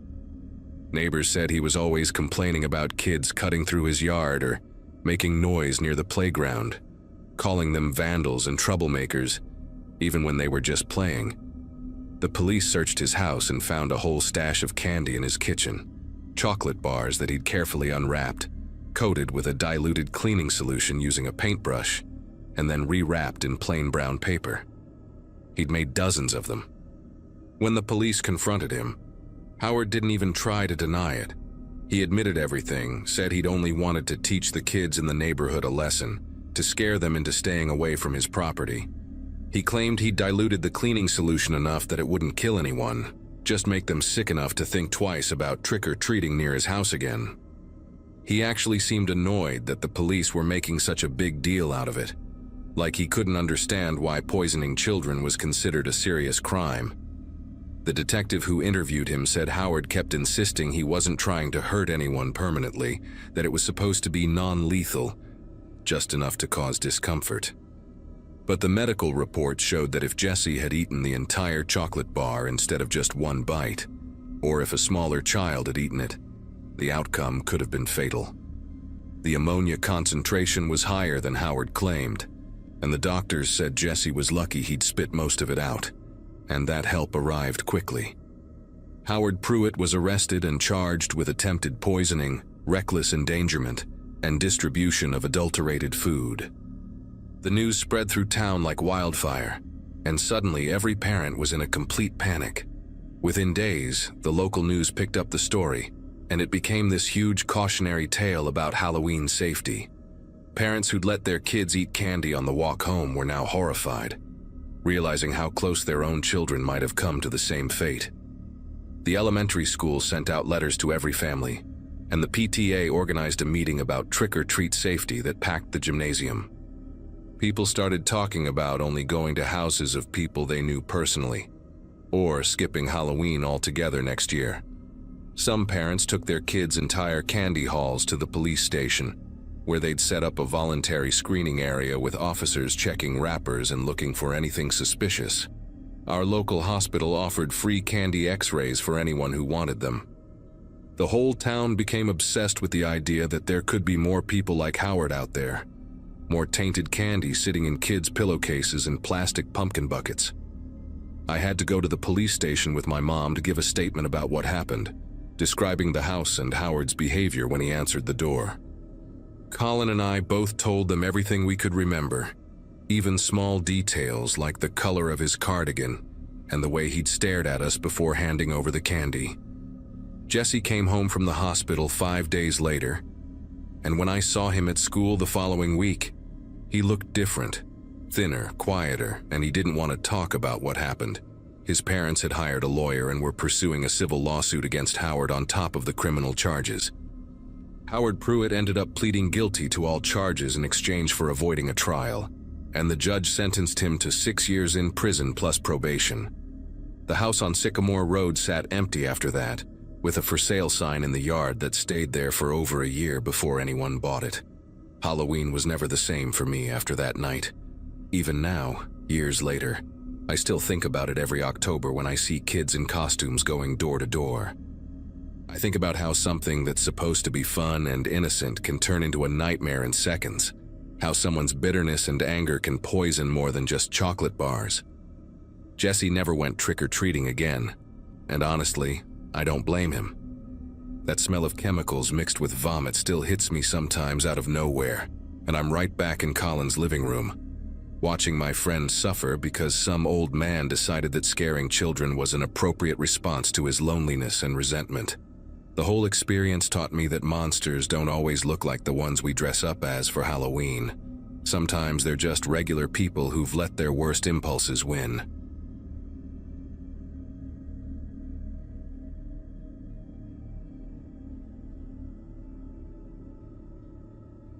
We'd been in Forest View for about 3 months when October rolled around, and honestly, I was still getting used to the whole suburban thing. Our old place in Wisconsin had maybe 20 houses scattered along a county road, so this neighborhood with its neat rows and HOA rules felt like a different planet. My little brother Ethan was 11 and had already made friends at his new school, which was more than I could say for myself. High school as the new kids sucked, especially when everyone had known each other since kindergarten. But that night, Halloween night, Mom handed me a flashlight and told me to take Ethan trick-or-treating while she stayed back to hand out candy. He'd been planning his route for weeks, had this whole map drawn on notebook paper with houses circled in red marker, based on intel from kids in his grade about who gave out the good stuff. He was dressed as a ninja, complete with a plastic sword and those weird toe shoes, doing these exaggerated kicks every few steps that made me want to walk 10 feet behind him. We headed out around 6:30, right when the sky was doing that deep purple thing before going fully dark. The air had that perfect autumn chill, and you could smell wood smoke from someone's fireplace mixed with the sugar-sweet scent of candy. Little kids in costumes were already swarming the sidewalks, parents trailing behind with flashlights and those orange pumpkin buckets. Our street, Pinehurst Drive, curved into a cul-de-sac at the far end, and most of the houses there had gone all out with decorations. Fake cobwebs, motion sensor witches, those inflatable yard displays that looked impressive until you saw them deflated the next morning. But there was one house at the very end that was completely dark. No lights, no decorations, nothing. Just this beige 2-story colonial with bushes that had grown wild enough to scratch against the windows. When we were hitting the 4th or 5th house, this woman passing out candy, maybe in her 40s with a sweater that had a cat wearing a witch hat on it, leaned toward us and said, "You boys can trick or treat anywhere you want, but skip that last house. The people there don't celebrate." The way she said it wasn't casual. It was a warning, the kind adults give when they're trying to sound calm but actually mean business. Of course, telling Ethan not to do something was basically guaranteeing he'd obsess over it. For the next hour, as we hit house after house, and his pillowcase got heavier with candy, he kept circling back to that dark house at the end. Why don't they celebrate? Are they mean? What if they're just old and forgot to turn the lights on? I tried explaining that some people just don't participate, that maybe they were religious or just didn't like kids, but he wouldn't let it go. By the time we'd covered most of the cul-de-sac and the crowds were thinning out, it was almost 8:30. The younger kids had gone home, and the teenagers who were too old to trick or treat but did it anyway were starting to roam around in packs. Ethan stood at the edge of the dark house's driveway, staring up at it like it was some kind of challenge. The house looked even creepier now that the surrounding homes were lit up in contrast. Every other porch had candles or string lights, but this one was just a black void. "Come on, Caleb," Ethan said, already taking a few steps up the driveway. "Let's just check. Maybe they left candy out on the porch or something." I grabbed his shoulder and pulled him back, telling him we should respect what the neighbors said, but he shook me off.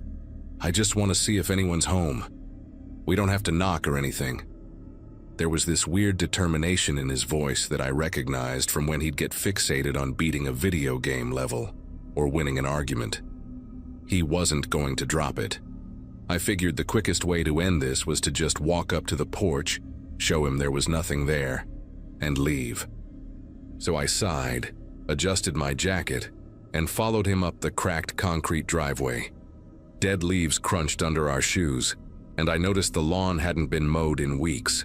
As we got closer to the front door, I could see a faint bluish glow coming from inside, flickering like a television.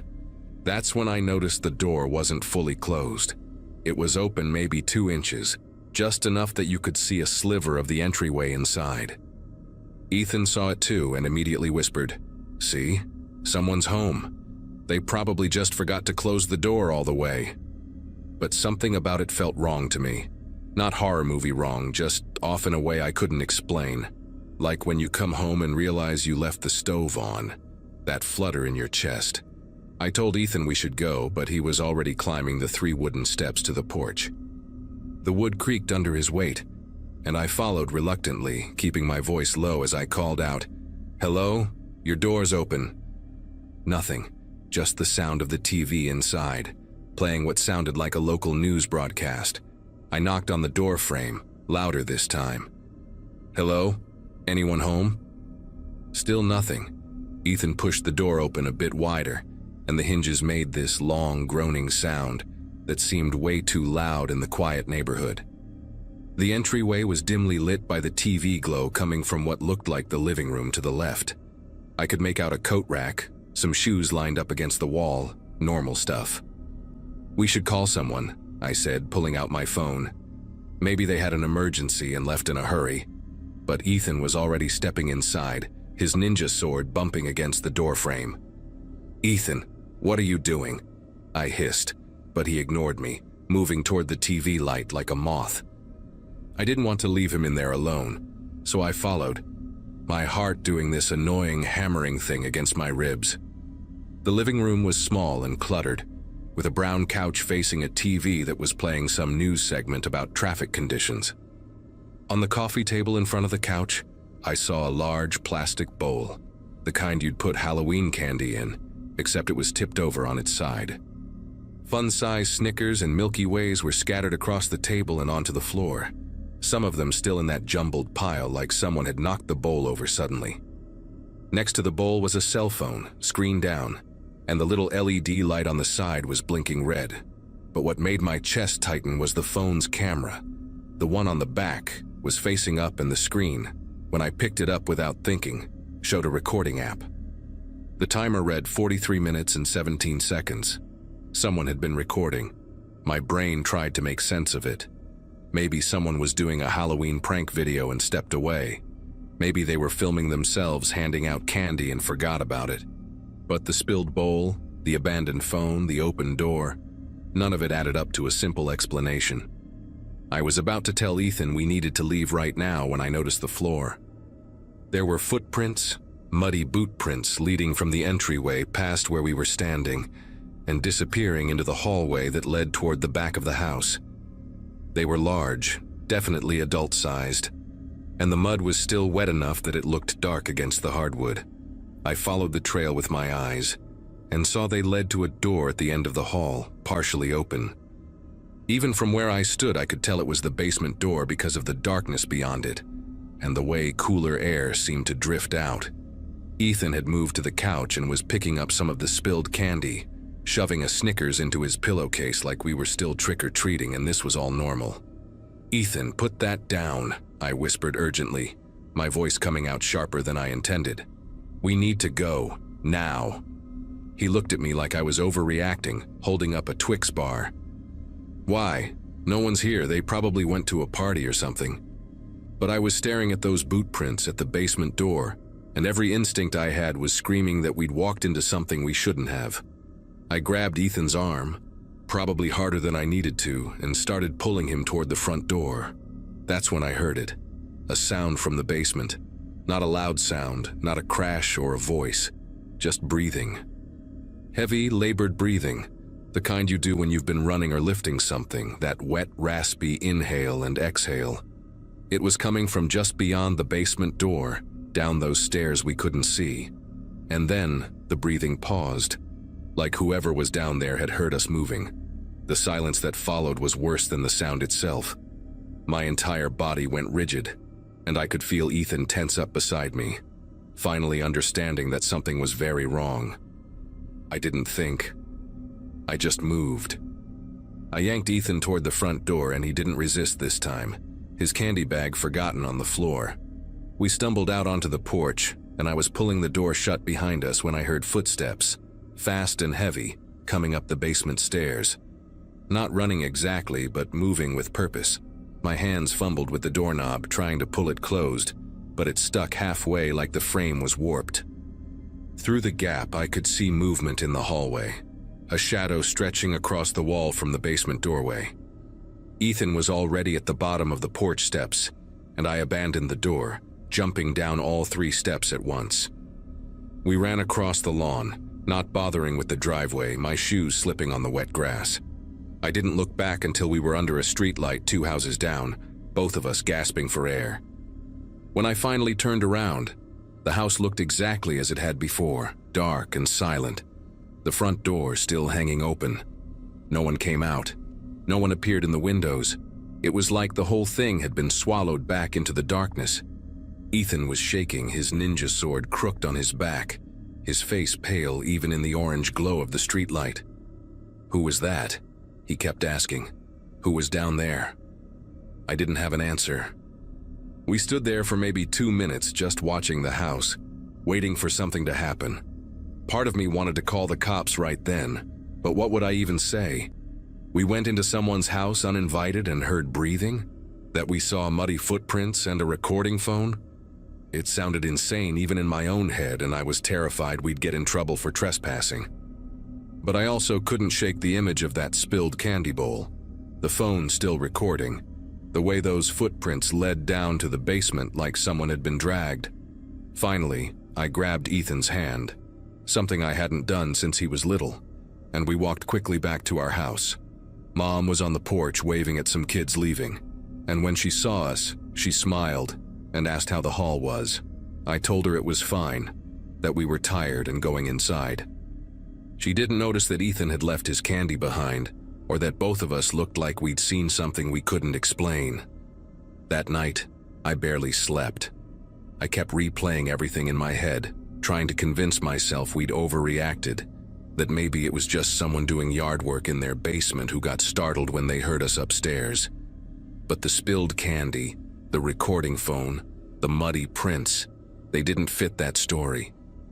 Around 2 in the morning, I crept downstairs and looked out the living room window toward the cul-de-sac. I couldn't see the house from our angle. but I could see the glow of police lights, red and blue, flashing against the trees. My heart started pounding all over again. I wanted to wake up my parents to tell them everything, but I was paralyzed by the fear of admitting we'd gone inside. Instead, I went back to bed and lay there staring at the ceiling until the sun came up. The next morning, Ethan came into my room before school, his eyes red like he hadn't slept either. He didn't say anything, just sat on the edge of my bed. Finally, I told him we needed to tell someone, that whatever we'd walked into was serious. He nodded, and we went downstairs together to find Dad reading the newspaper at the kitchen table. Before I could say anything, Dad looked up and said, "Did you boys hear about the situation on Pinehurst last night?"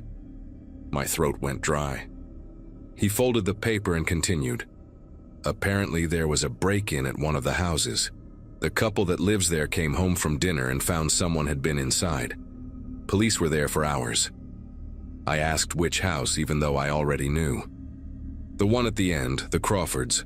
Wife said she'd left a bowl of candy by the door before they left, and when they got back, it was knocked over, front door wide open. They think someone was trying to rob the place and got spooked when they came home." My mind raced. That meant we'd been in there while someone was still in the basement.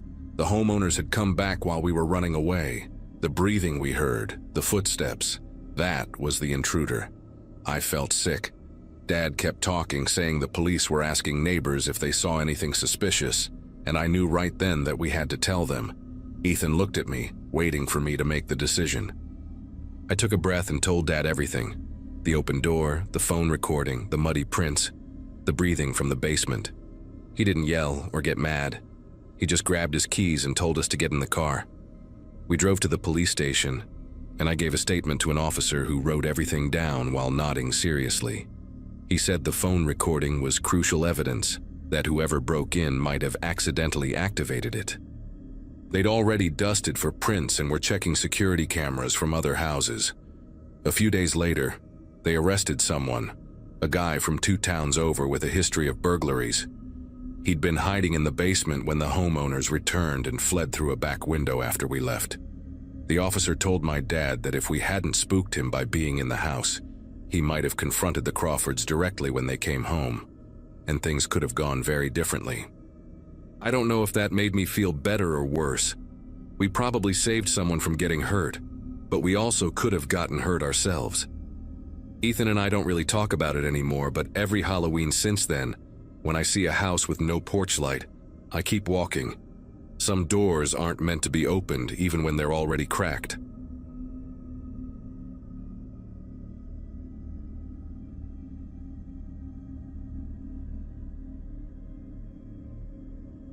The best night of my life turned into the worst in less than an hour.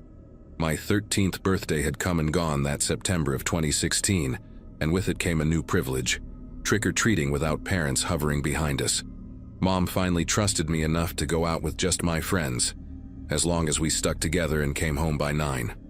Our group had 5 people that year: me, Jason, my cousin Amanda, Brian from across the street, and Lucia, who lived 3 houses down.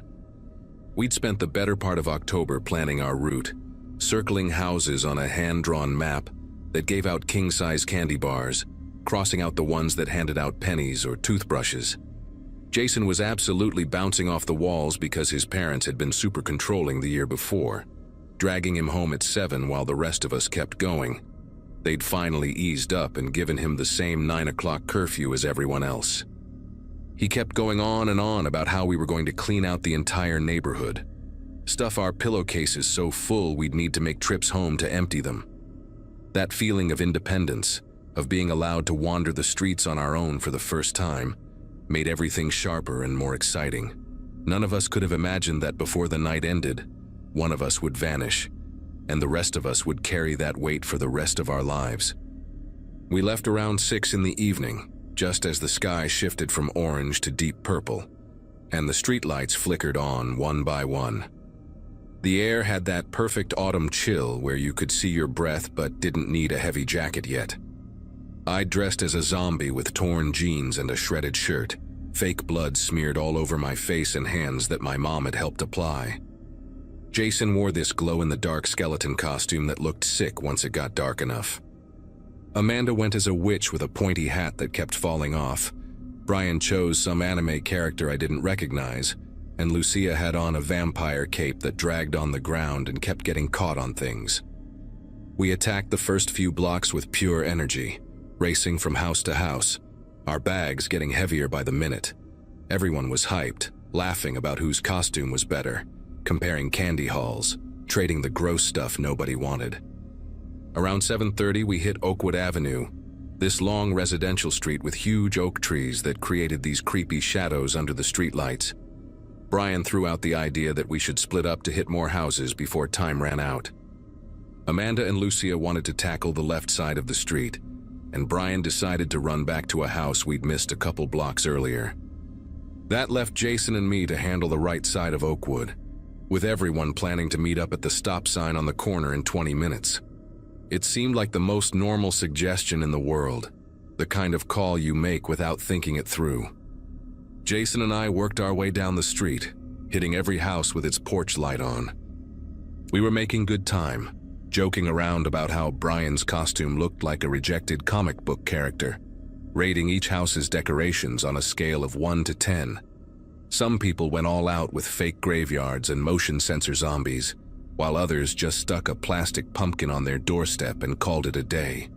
Around the 5th or 6th house, Jason's pillowcase ripped at the seam from all the weight, and he had to double it up inside another bag he'd brought as backup. He was grinning like crazy, showing me this massive Snickers bar someone had just given him. We had maybe 3 more houses to go before we'd loop back to meet everyone else. That's when I noticed the fire truck parked on the side of the road, about halfway down the block. It wasn't running, no lights flashing or anything, just sitting there like someone had parked it and walked away. At first, I didn't think much of it because you see emergency vehicles around neighborhoods sometimes, especially on nights like that when there's so much activity. Jason noticed it too and made some joke about firefighters probably getting called out to rescue a cat from a tree or put out someone's decorations that caught fire. We kept moving, hit another house where the lady gave us homemade popcorn balls that looked questionable. And then Jason said he wanted to cross the street to check out this one house that had this insane haunted display with animatronic ghosts. I told him we should just finish our side first and then circle back, but he was already jogging across the road, his skeleton costume glowing bright in the darkness. I went to the next house on my side, rang the doorbell, waited for this old guy to drop candy in my bag, and when I turned around to see where Jason went, I saw him standing near the fire truck. There was a man next to him, tall, wearing full firefighter gear, the heavy coat and the helmet, everything. They were talking, and Jason was nodding, gesturing toward his bag like he was showing the guy his candy or something. I figured maybe it was someone's dad who was a firefighter, just hanging out and chatting with kids, being friendly. The whole interaction looked completely normal, harmless even. I didn't feel any alarm bells going off in my head. I actually thought it was kind of cool that Jason was talking to a real firefighter. I finished up the last 2 houses on my side, which took maybe 3 or 4 minutes tops, and when I looked back toward where Jason had been standing, he was gone. The fire truck was still there, but no Jason, no firefighter, just an empty street. At first, I figured he'd just moved on to another house, or maybe crossed back to my side of the street while I wasn't paying attention. I walked toward the stop sign where we were supposed to meet everyone, expecting to see him there already, probably bragging about some giant candy bar he'd scored. But when I got there, it was only Amanda and Lucia waiting, comparing their hauls and complaining about a house that gave out raisins. I asked if they'd seen Jason, and they both shook their heads. Brian showed up a minute later, out of breath from running, and he hadn't seen him either. We waited at that corner for another 10 minutes, then 15, joking at first that Jason was probably just trying to squeeze in a few more houses before meeting us. But as the minutes dragged on, the jokes stopped. Amanda suggested we walk back down Oakwood to look for him, so we did, all 4 of us retracing our steps, calling his name. We checked every yard, every side street, even knocked on a few doors asking if anyone had seen a kid in a skeleton costume. Nothing. The fire truck was gone too, which I only noticed when we got back to where I'd last seen Jason. The spot where it had been parked was completely empty. Not even tire marks or anything to prove it had been there at all. We searched for another 20 minutes before Amanda said we needed to tell our parents. None of us wanted to be the one to admit we'd lost Jason, but we didn't know what else to do. We walked back to my house because it was closest, and I remember my stomach twisting into knots as we climbed the porch steps. My mom took one look at our faces and knew something was wrong before I even opened my mouth. When I told her Jason hadn't shown up at the meeting spot and we couldn't find him anywhere, her expression shifted from concerned to seriously alarmed in about 2 seconds. She grabbed her phone and called Jason's mom while ushering all of us inside. I could hear Jason's mom's voice getting louder and more panicked through the phone, asking where he was last seen, what he was wearing, who he was with. My mom tried to keep her calm, but her own hands were trembling as she dialed 911. Within 15 minutes, there were police cars on our street, officers asking us questions, writing everything down in little notepads. I explained about the fire truck, about seeing Jason talking to the man in firefighter gear, and I watched the officers exchange these quick glances that made my chest feel tight. One of them asked me to describe exactly what the man looked like, but I couldn't give them much because of the helmet and the gear covering most of his face. All I remembered was that he was tall, maybe 6 feet or more, and his voice had sounded friendly when I'd heard him talking to Jason from across the street. The next few hours turned into this surreal blur of search parties and flashing lights. More police showed up, then volunteers from the neighborhood, everyone spreading out with flashlights, checking yards, garages, anywhere a kid might have wandered off to or gotten hurt. Jason's parents arrived at my house, his mom completely falling apart, his dad trying to hold it together, but you could see the terror in his eyes. They kept asking me the same questions the police had asked, wanting me to remember more details, anything that might help. I felt this crushing guilt building in my chest because I'd been right there, literally across the street from Jason when he was talking to that man, and I'd just assumed everything was fine. Why didn't I call out to him? Why didn't I cross the street to see what they were talking about? These questions hammered through my head over and over. My mom kept trying to reassure me that it wasn't my fault, that I had no way of knowing, but her words felt hollow. Amanda, Brian, and Lucia were all sitting in my living room looking shell-shocked, none of us really understanding how a normal night had spiraled into this nightmare. The police brought in dogs around midnight, and I watched from my window as they tracked Jason's scent down Oakwood Avenue, then lost it about a block past where I'd last seen him. The investigation kicked into high gear the next day. Detectives came to interview me again, this time with more specific questions about the fire truck and the man. They asked about the truck's number, any identifying marks, the color and condition of the firefighter gear. I did my best to remember, but everything had happened so fast and I hadn't been paying that much attention, because nothing seemed wrong at the time. They brought in a sketch artist who worked with me to create a composite, but since I'd barely seen the man's face, the drawing ended up pretty generic. What really broke the case open was the security footage. One of the houses on Oakwood had a camera system that covered their driveway and part of the street. The police got the footage and found the exact moment Jason approached the truck. You could see him walking up, see the man step out and start talking to him, see Jason pointing at his candy bag and laughing. Then the man gestured toward the back of the truck, and Jason walked around to look at something. The camera angle didn't capture what happened next, but 30 seconds later, the truck pulled away from the curb and drove off. Jason wasn't visible anywhere in the frame. When the detectives showed the footage to the fire department, trying to identify which station the truck belonged to, they discovered something that made everyone's skin prickle with dread. The truck had the right markings and looked legitimate, but the number on the side belonged to a truck that had been decommissioned months earlier.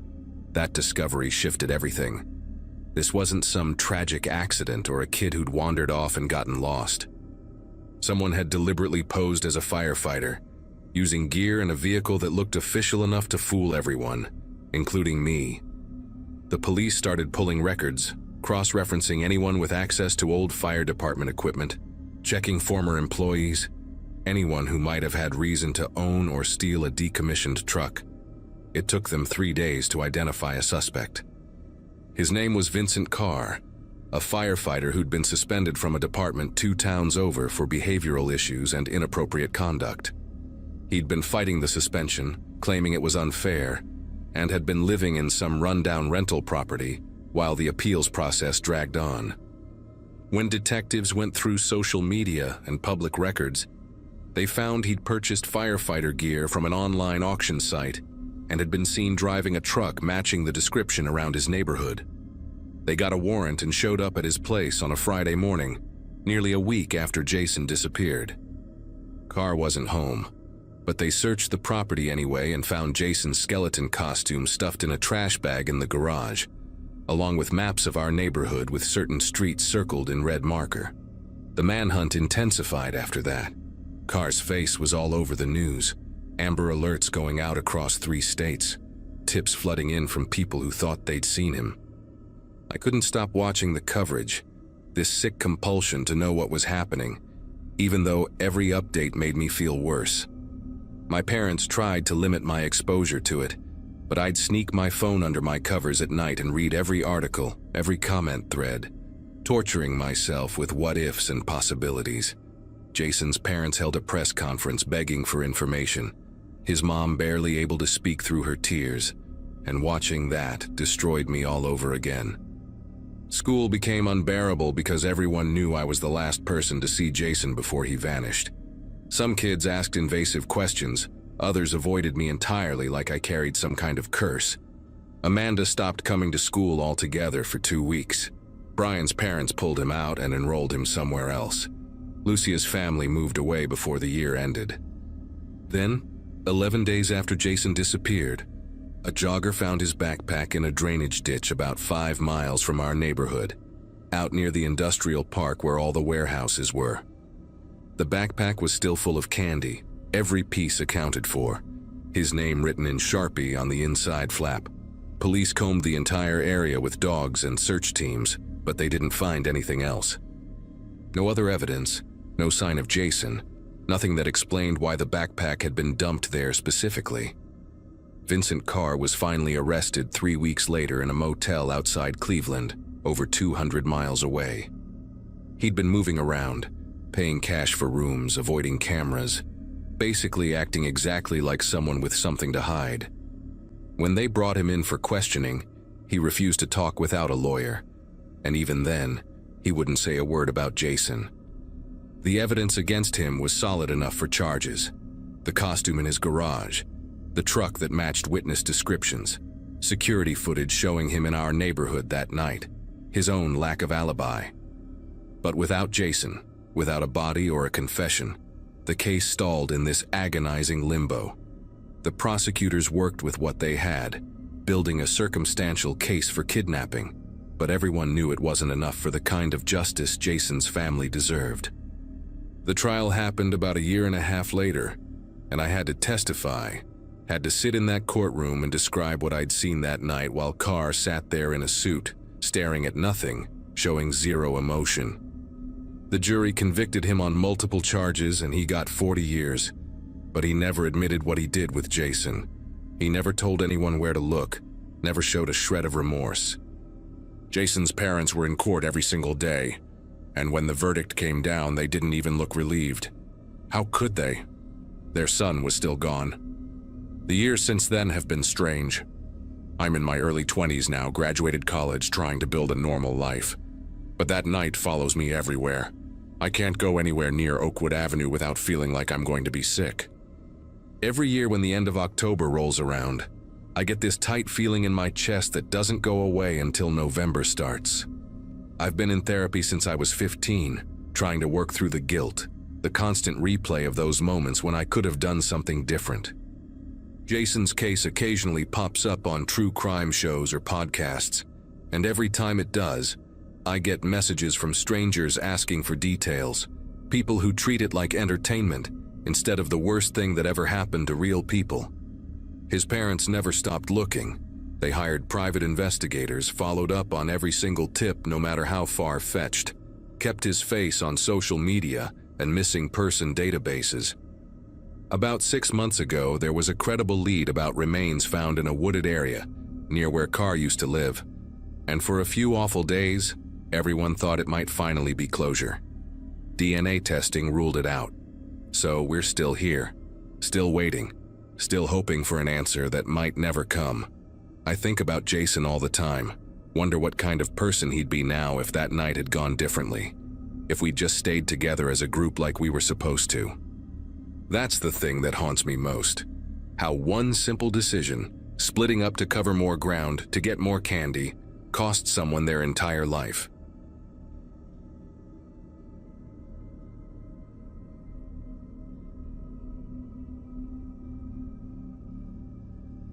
My mom stood in the doorway that October evening, arms crossed, giving me that look she always did when she was about to say no to something.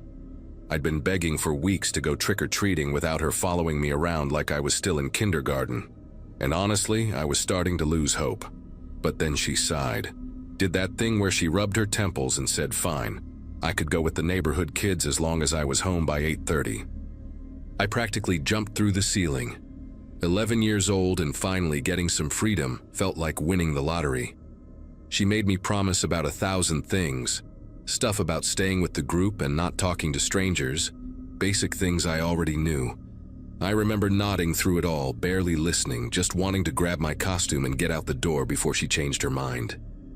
The group I went with was 6 kids total from our street in Riverside Heights, this quiet neighborhood in Oregon, where nothing interesting ever happened. There was Tommy Brennan, this 13-year-old who acted like he was too cool for all of us but came anyway, and then me and 4 other kids around my age. We had our route planned out for weeks, targeting all the houses that gave out full-size candy bars first, then hitting the streets with the best decorations. I dressed up as a zombie cheerleader, spent forever getting the fake blood just right on my face and uniform. My plastic pumpkin bucket was orange with this goofy jack-o'-lantern face, same one I'd been using since 1st grade. By 7 that evening, it was already filling up with Snickers and Reese's. All the good stuff. The air had that perfect fall smell, dead leaves and wood smoke, and every single house on our block had their porch lights blazing.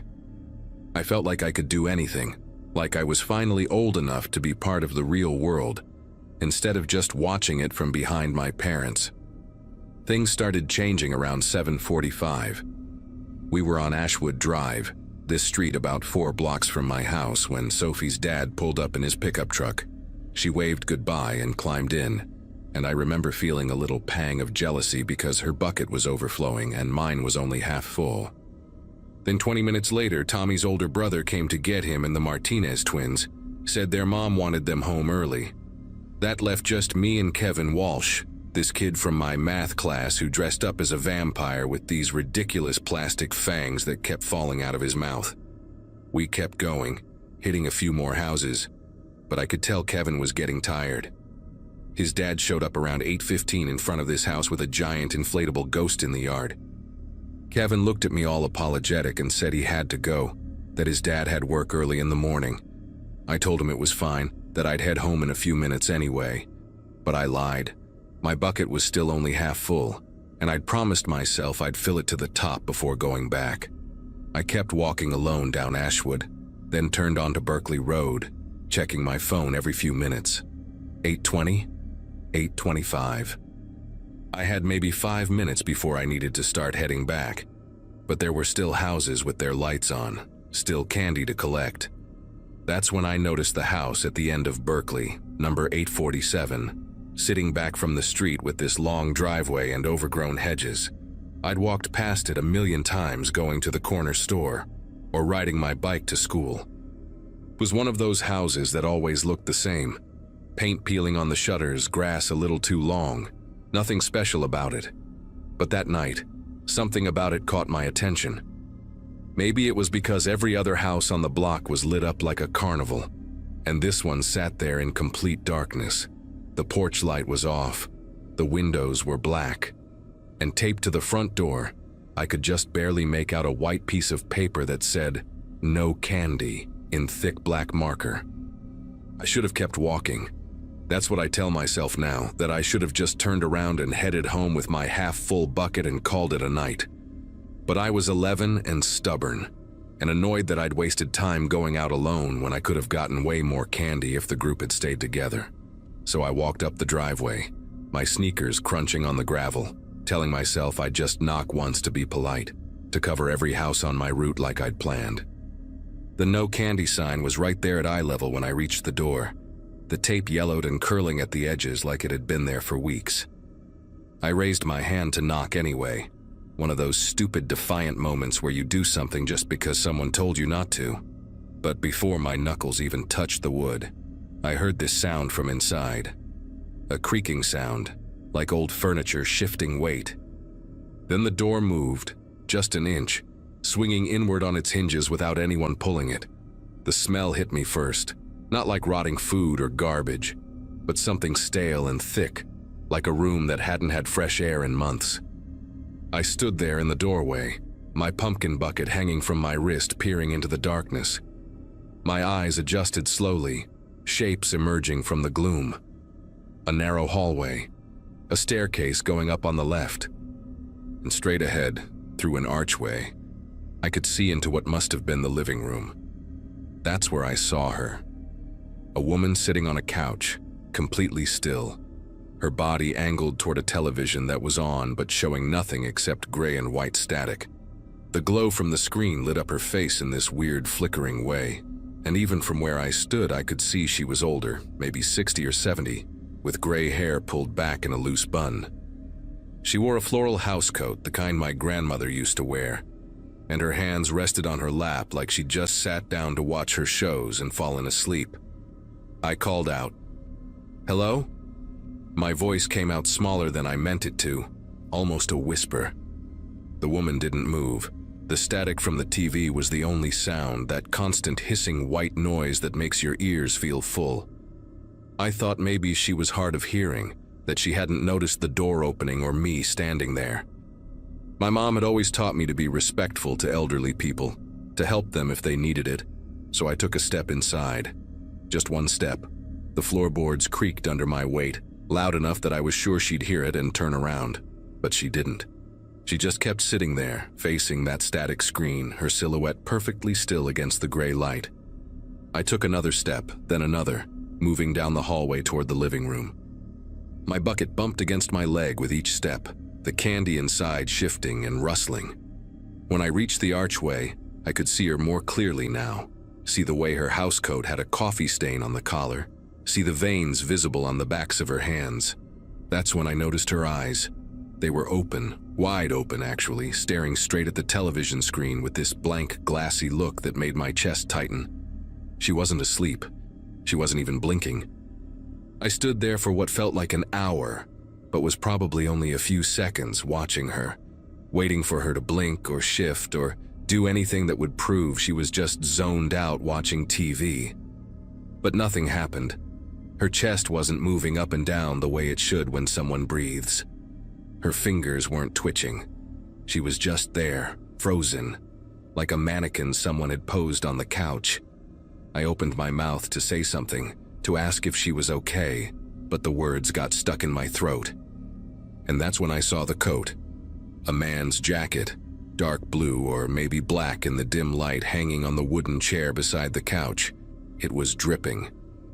Not a lot, but enough that I could see the small puddle forming on the hardwood floor beneath it, the fabric heavy and saturated like someone had just come in from a storm. But it hadn't rained that night. I remembered that clearly because I'd checked the weather obsessively all week, terrified that it would pour and ruin everything.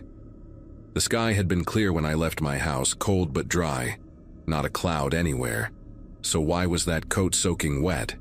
I stared at it, at the water dripping in this steady rhythm, plip, plip, plip onto the floor, and my brain started putting together things I didn't want it to put together.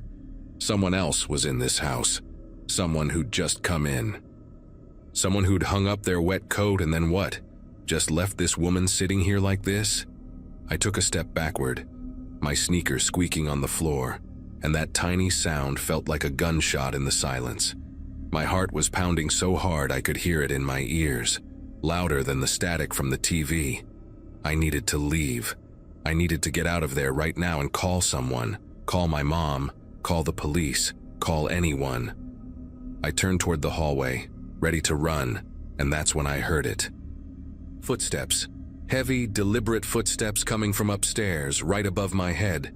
The ceiling creaked with each step, old wood groaning under weight, and I could track the movement as whoever it was walked across the second floor.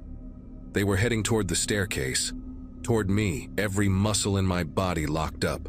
I couldn't move, couldn't breathe, couldn't do anything except stand there clutching my stupid plastic pumpkin bucket and listening to those footsteps get closer. They reached the top of the stairs. I heard the first step creak as someone began descending. Then the second step, the third. I could see the edge of the staircase from where I stood. Could see the shadow stretching down the wall, growing longer with each step. My mind was screaming at me to move, to run out the front door that was still open behind me. But my legs wouldn't cooperate. It was like being in one of those nightmares where you try to run but your body won't listen. Then something broke through the paralysis. Survival instinct maybe, or just pure terror finally kicking my body into gear. I spun around and bolted for the door, my feet slipping on the hardwood floor before I found traction. The pumpkin bucket flew out of my hand, candy scattering everywhere, Snickers and Reese's bouncing across the floor like marbles. I didn't care. I ran harder than I'd ever run in my life, throwing myself through the open doorway and down the porch steps. I didn't look back. I just ran down that driveway, my zombie cheerleader costume ripping on a bush as I stumbled past it. Fake blood smearing across my face as I wiped away tears I didn't even realize I was crying. When I hit the sidewalk, I kept running, past 3 houses, 4 houses, 5, until my lungs were burning and my legs felt like they were going to give out. Only then did I stop and turn around. The house sat there in the darkness, exactly like before. Door still open. No one following me. Just that black rectangle of an entrance and silence. I pulled out my phone with shaking fingers and called my mom. She answered on the first ring, already annoyed that I was cutting it close to 8:30. But when she heard my voice, all choked up and scared, her tone changed instantly.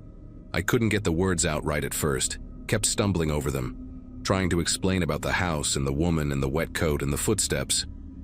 She told me to stay where I was, that she was coming to get me right now, and I stood there under a streetlight shaking like a leaf until I saw our car coming down the street. When I got in, she took one look at my face and knew something was really wrong. I told her everything while she drove straight to the police station. Didn't even go home first. The officer at the desk looked skeptical at first. Probably thought I was some kid making up stories after watching too many scary movies on Halloween. But my mom was insistent. She demanded they check on the woman, said her daughter wouldn't make something like this up. 2 patrol cars went to the house that night. My mom and I waited at the station for what felt like forever, sitting in those uncomfortable plastic chairs while I kept replaying everything in my head. When the officers came back, their faces were serious in a way that made my stomach hurt. The woman's name was Gloria Hendricks. She was 73 years old and lived alone after her husband passed away 5 years earlier. According to the officers, she died sometime that afternoon, probably a heart attack or stroke, just sitting there on her couch watching television. The medical examiner would confirm it later, but they were pretty sure she'd been gone for hours before I walked in. What scared me even more was what they found upstairs. Her nephew, Douglas Hendricks, had been staying with her for the past 2 weeks. The officers found him in the upstairs bathroom, passed out drunk in the bathtub, still wearing his work clothes that were soaked through, because he'd apparently tried to take a shower with all his clothes on and given up halfway through. That explained the wet coat downstairs and the footsteps I'd heard. The officers told us that Douglas had no idea his aunt had died. He'd come home from work around 6 that evening, already drunk, went straight upstairs without checking on her, and passed out in the tub. He never even noticed she was sitting there dead in the living room. When they woke him up and told him what happened, he completely broke down. They didn't charge him with anything because technically he hadn't done anything wrong, just failed to check on his elderly aunt when he came home too wasted to function. But the officers said if I hadn't gone into that house, if I hadn't called it in, Gloria might have sat there for days before anyone found her. Douglas was supposed to be taking care of her, but he was too deep in his own problems to notice hers. One of the officers, this woman with kind eyes and gray hair pulled back in a bun kind of like Gloria's, she knelt down in front of me and said, I did the right thing by calling for help, that I was very brave. I didn't feel brave. I felt sick and scared and guilty for some reason I couldn't explain. My mom drove us home in silence. When we pulled into our driveway, she turned off the car, but neither of us moved for a long time. Finally, she reached over and squeezed my hand and said that sometimes life puts us in situations we're not prepared for. Situations where we see things we're too young to understand. She said what I saw wasn't my fault, that I'd helped someone even though I didn't realize it at the time. But here's the thing that still messes me up when I think about it. If I'd gotten there 30 minutes earlier, if my friends hadn't left when they did, if I'd filled my bucket faster and gone home on time like I was supposed to, maybe I could have gotten help before Gloria died. Maybe she was still alive when I walked past that house earlier in the evening. Maybe she was sitting there having a heart attack, while I was 3 houses down collecting candy and laughing with my friends. I know that's not rational, that there was nothing I could have done, but that thought sits in my brain like a stone I can't shake loose. I never went trick-or-treating again after that night. Every year my parents would ask if I wanted to go, if I wanted to dress up and walk the neighborhood with friends, and every year I'd make up some excuse about being too old for it or having too much homework. The truth is, I couldn't walk down Berkeley Road anymore without seeing that open door, that flickering gray light from the television, Gloria sitting there with her eyes open and empty. The house got sold about 6 months later to a young couple with a baby. They painted it yellow and put in new windows and planted flowers in the front yard. It looks completely different now, cheerful and alive, but I still cross to the other side of the street when I have to walk past it. Some things change you in ways you can't undo. That night changed me. It taught me that terrible things can happen in the most ordinary places, that death doesn't announce itself with thunder and lightning. It just sits quietly on a couch waiting to be found. And it taught me that sometimes doing the right thing, calling for help, trying to wake someone up, doesn't change anything except the fact that you were there to witness it. I'm 24 now, and I still think about Gloria Hendricks sitting in that dark house. Still wonder if she knew what was happening to her in those final moments. Still hope that wherever she is, someone finally answered her door.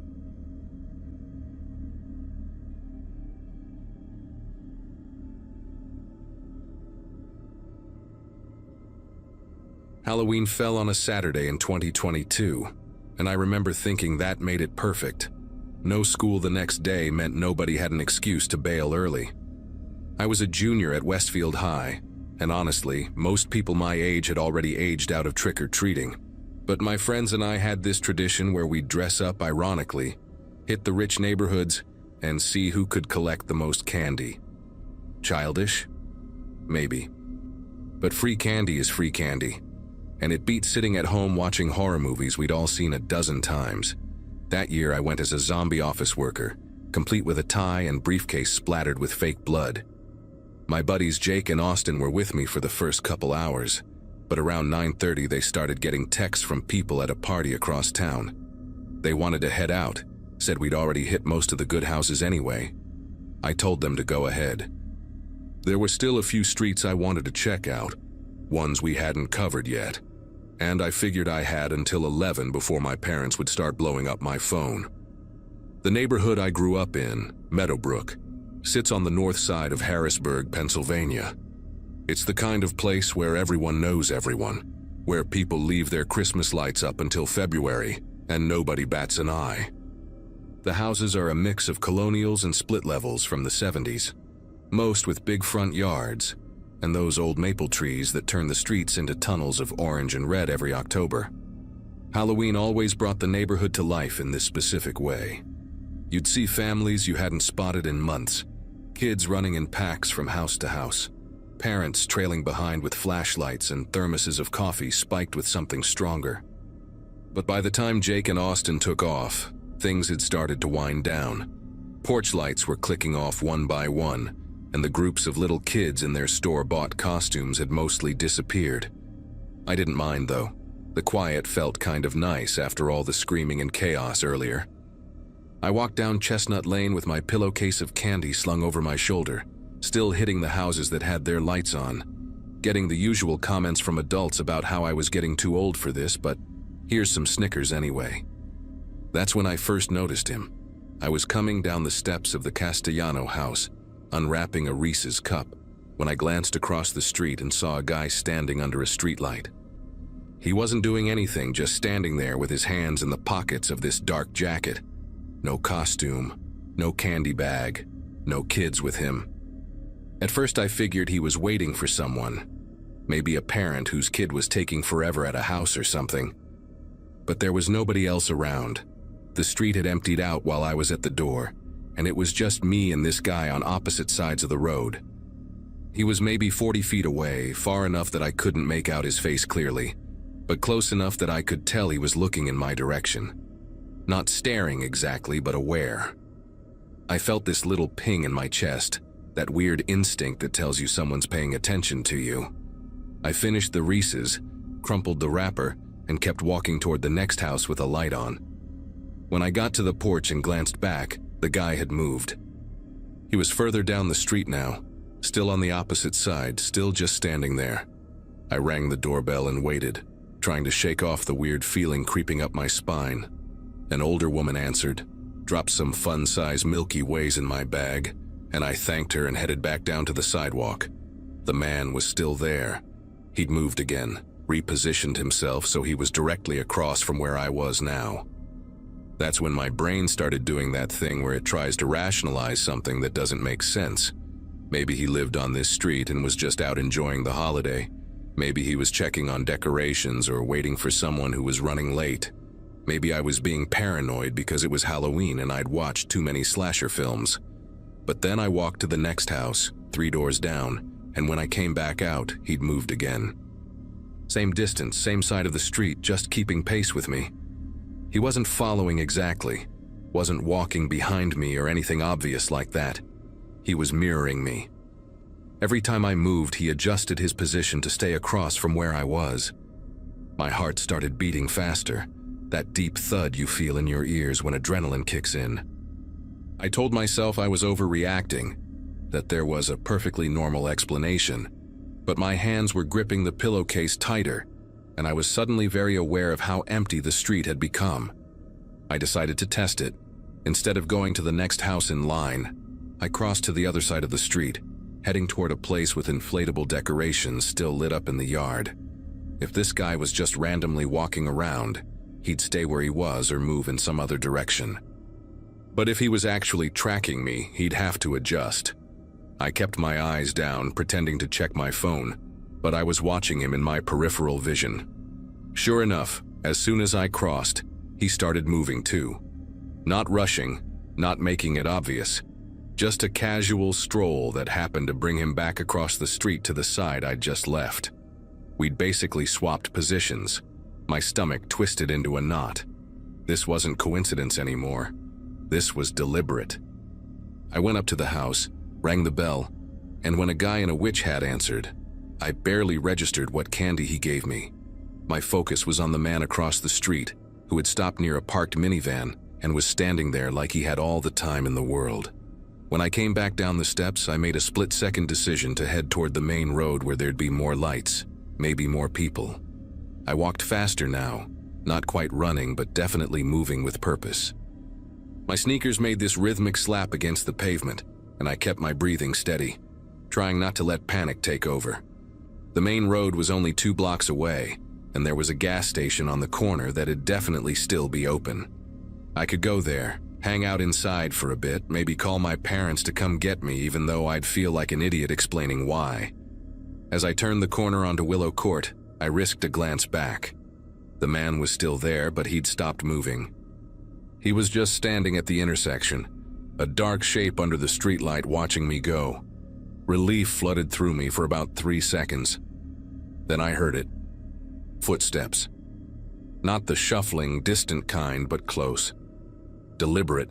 Someone walking at a steady pace behind me. I didn't want to turn around. Every instinct screamed at me to just keep walking, to not confirm what I already knew.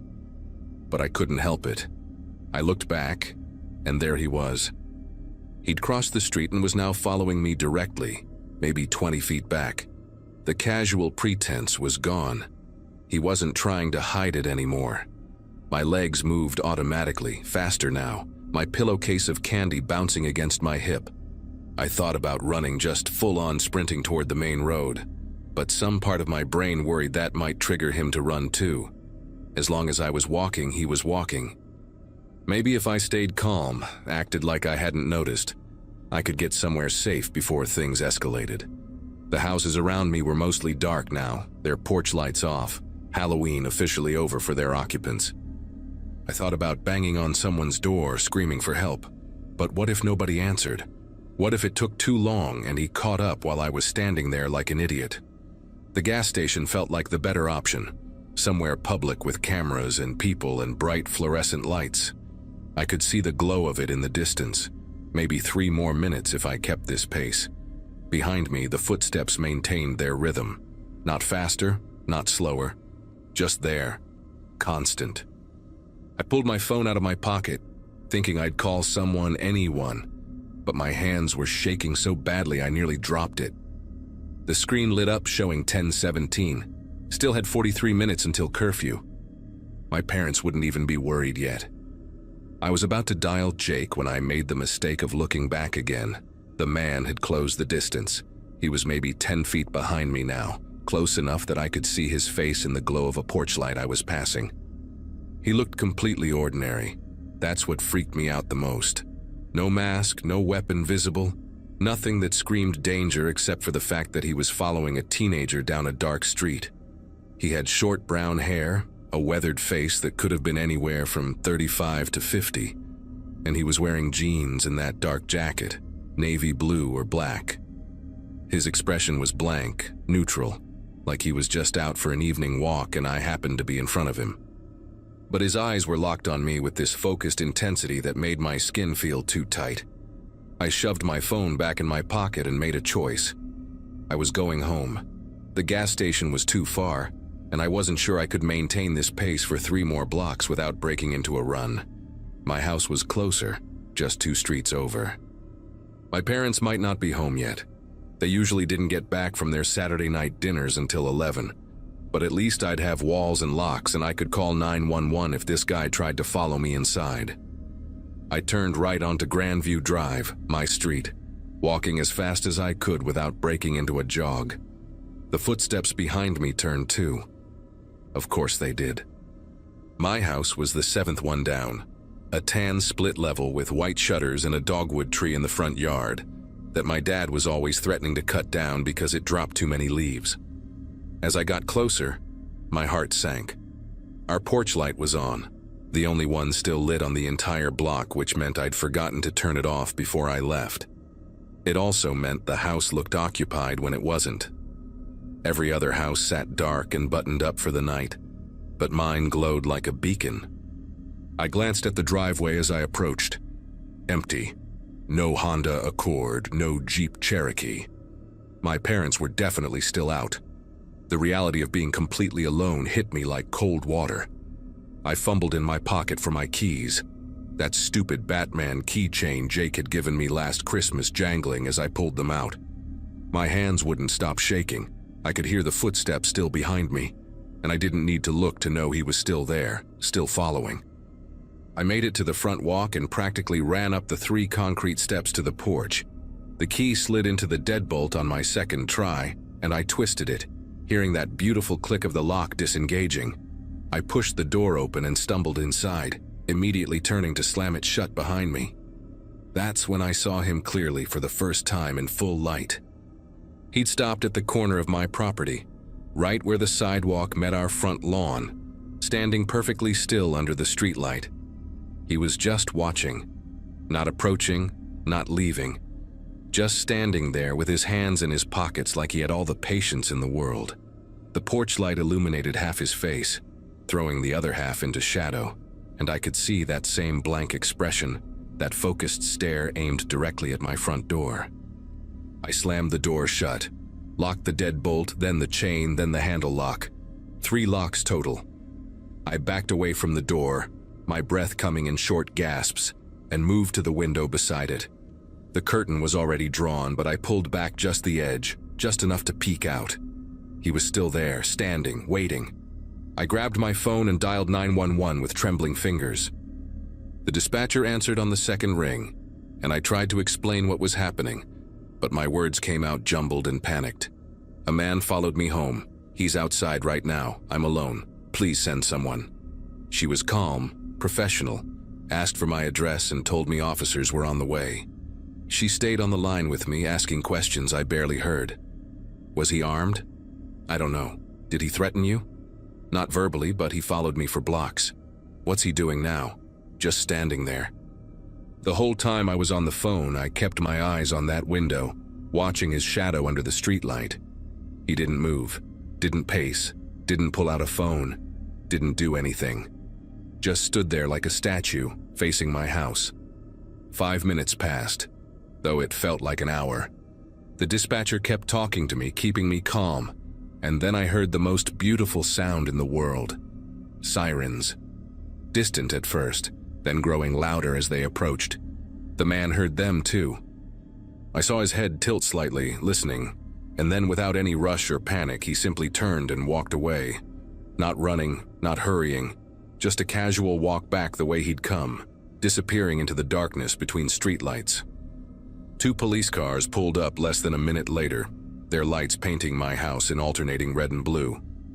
I unlocked the door and met the officers on the porch, and one of them immediately went to search the area while the other took my statement. I told him everything, described the man as best I could, explained the route we'd taken. They found nothing. No sign of him anywhere in the neighborhood. The officer was kind, took me seriously, didn't make me feel stupid or paranoid. He said they'd increase patrols in the area and asked if I wanted to file a formal report. I said yes. My parents came home about 20 minutes later, called back early by the dispatcher, and I'd never been so relieved to see them. They were scared, angry, hovering. My mom kept hugging me while my dad talked to the officers. The police stayed until almost midnight, checking all the doors and windows, making sure everything was secure. They never found the man. No neighbors had seen anything, no security cameras caught him, nothing. It was like he'd just vanished. For weeks after, I couldn't shake the memory of him standing there under that streetlight, just watching. Police never identified him, never got any leads. I finished high school, went to college, moved on with my life. But even now, years later, I still check behind me when I'm walking alone at night, and I never, ever trick or treat anymore.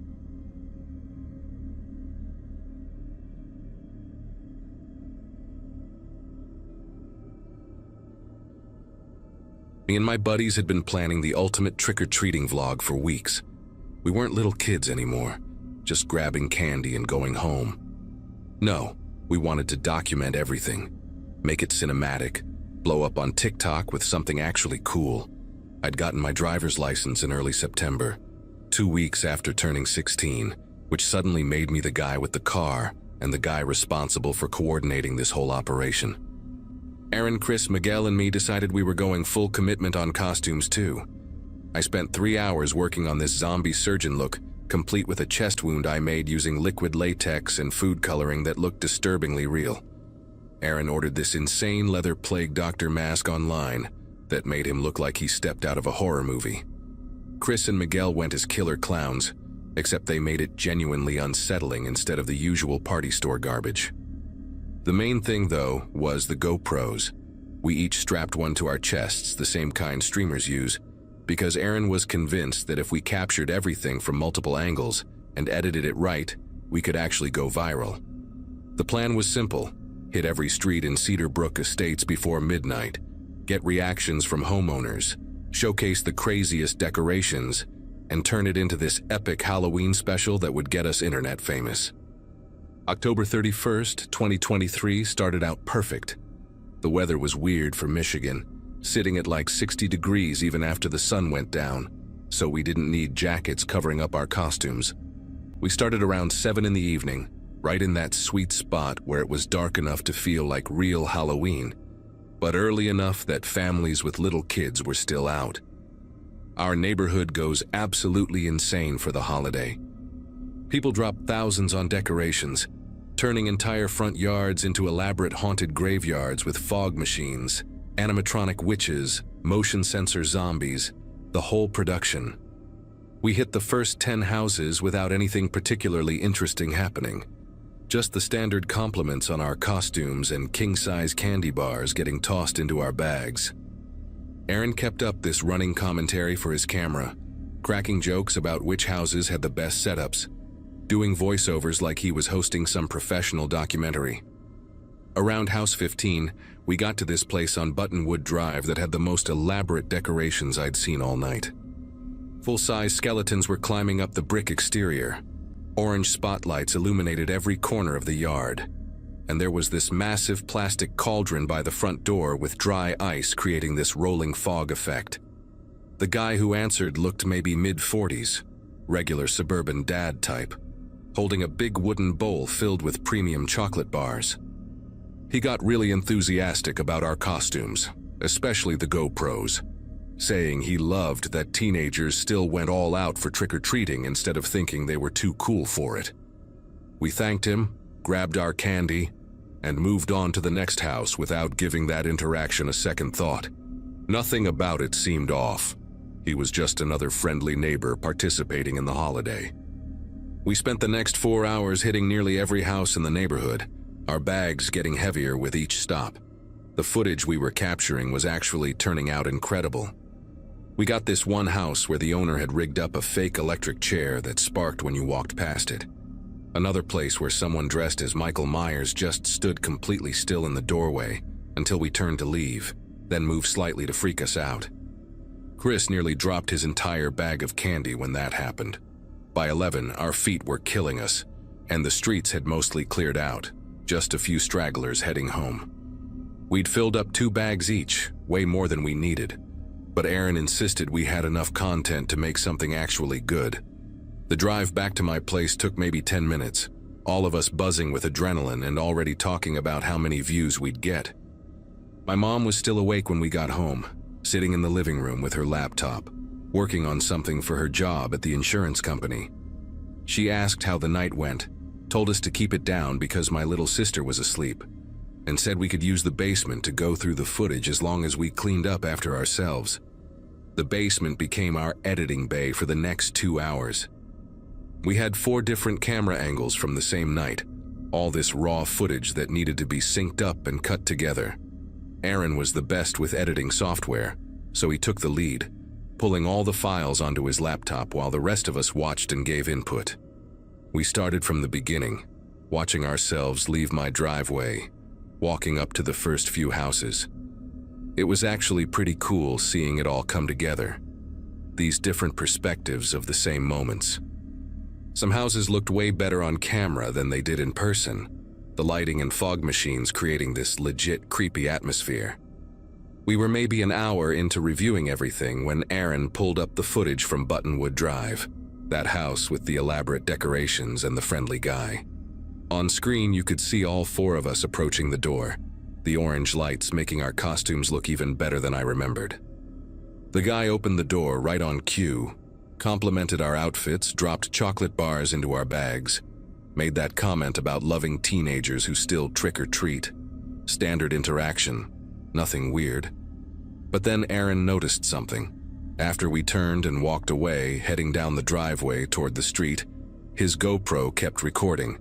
The camera had caught the doorbell, one of those Ring doorbell cameras, still lit up on the doorframe. Aaron paused the video and rewound it. We'd all walked away laughing about something, our voices getting quieter as we moved toward the street, and the guy had closed his door. But the GoPro was still picking up audio, faint but there. At first it sounded like nothing, just that ambient noise you get on recordings, maybe wind or the fog machine still running. Aaron turned up the volume on his laptop and we all leaned in closer. That's when we heard it. Sound coming from inside the house, muffled but distinct enough to make us go quiet. It was crying. Not like sad movie crying, but the kind of desperate, choked sobs that sound like someone's trying really hard to stay silent and failing. The sound lasted maybe 5 seconds before we heard a man's voice, low and harsh, whisper something that made my chest tighten. "Quiet, quiet." The words came through distorted, like he was speaking through a door or from another room, but you could hear the edge in his tone, threatening. Then nothing. The audio went back to normal street sounds, our voices in the distance talking about the next house. Aaron looked at me, then at Chris and Miguel, and nobody said anything for a solid 10 seconds. Chris was the first to break the silence, suggesting maybe it was a TV show or a movie playing inside. That made sense, right? People leave TVs on during trick-or-treating all the time. We replayed it 4 more times, each of us trying to convince ourselves it was nothing. But the more we listened, the worse it sounded. The crying had this raw quality to it, not performed or acted. And that voice, the way he said quiet twice like that, it had this urgency that didn't match a television program. Miguel suggested maybe it was part of their Halloween setup, like a speaker playing creepy sounds to mess with people. Some houses do elaborate stuff like that, but none of us had seen any speakers near the door, and besides, why would those sounds be playing after we'd already left? Aaron scrubbed through more of the footage, checking if any other houses had weird audio, but everything else was completely normal. Just our voices, doorbells ringing, people saying Happy Halloween, the usual neighborhood ambiance. It was only that one house on Buttonwood Drive, only that specific moment right after the guy closed the door. I kept thinking about how normal he'd seemed, how genuinely friendly his whole vibe was. The decorations, the expensive candy, that note he had taped to his mailbox that said, Happy Halloween from the Graysons, with a little ghost drawn on it. Everything about that house screamed regular suburban family. But that audio didn't match any of it. We sat there in my basement, the timestamp on the video frozen at the exact moment you could see the Ring doorbell camera on his door frame. And this sick feeling started building in my stomach that wouldn't go away. By 1 in the morning, we'd exhausted every rational explanation we could think of. Chris was still pushing the TV theory, but even he didn't sound convinced anymore. Aaron suggested we just delete that part of the footage and use everything else for the vlog. Pretend we never heard it. Miguel hadn't said much for the past 20 minutes, just sitting there staring at the paused video with this look on his face I couldn't read.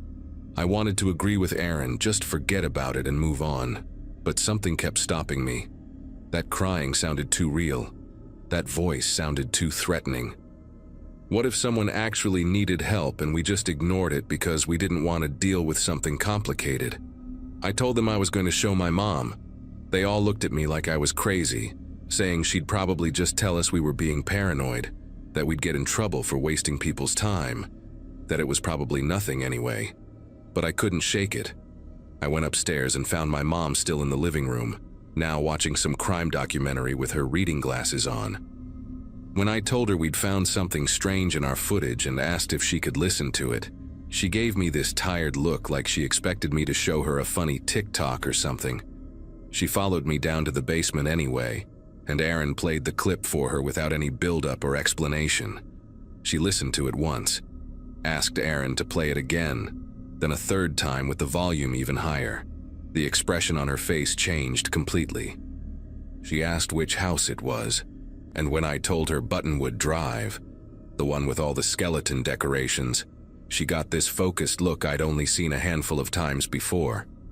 My mom works in insurance claims, deals with investigations and police reports pretty regularly for her job, so she's not the type to overreact or jump to conclusions.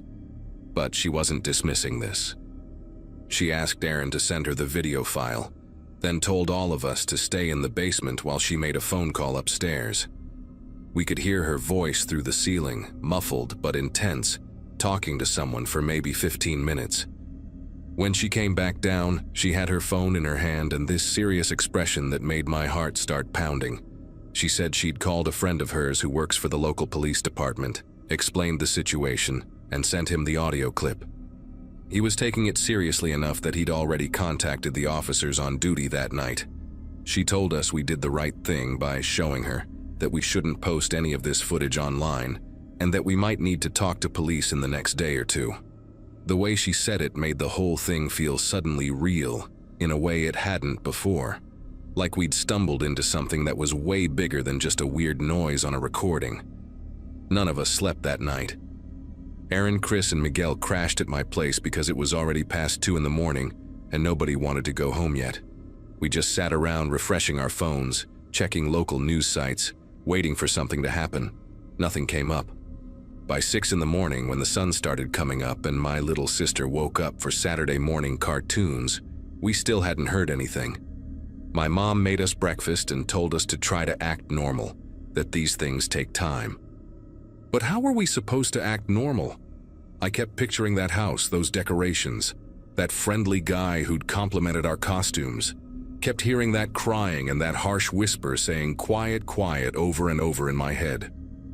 Around 9, my mom got a phone call.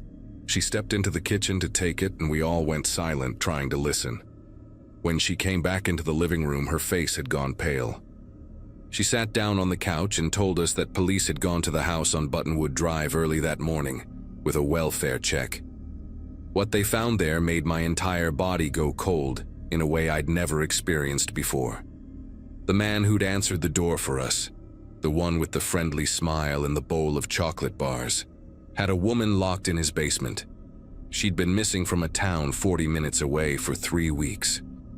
The details came out slowly over the next few days, pieced together from news reports and what my mom's police contact was willing to share. The woman's name was Nicole Hartman, 26 years old, a nurse who disappeared on her way home from a night shift in early October. Her family had been searching for her, posting flyers, organizing search parties, doing everything they could to find her. The man, Gregory Grayson, had apparently seen her at a gas station, followed her to a parking lot and taken her at gunpoint. He'd kept her in a reinforced room in his basement for 22 days. The night we showed up at his door, she'd heard voices outside and tried to cry out for help, which is what Aaron's GoPro had picked up. Grayson had rushed down to silence her right after closing the door on us.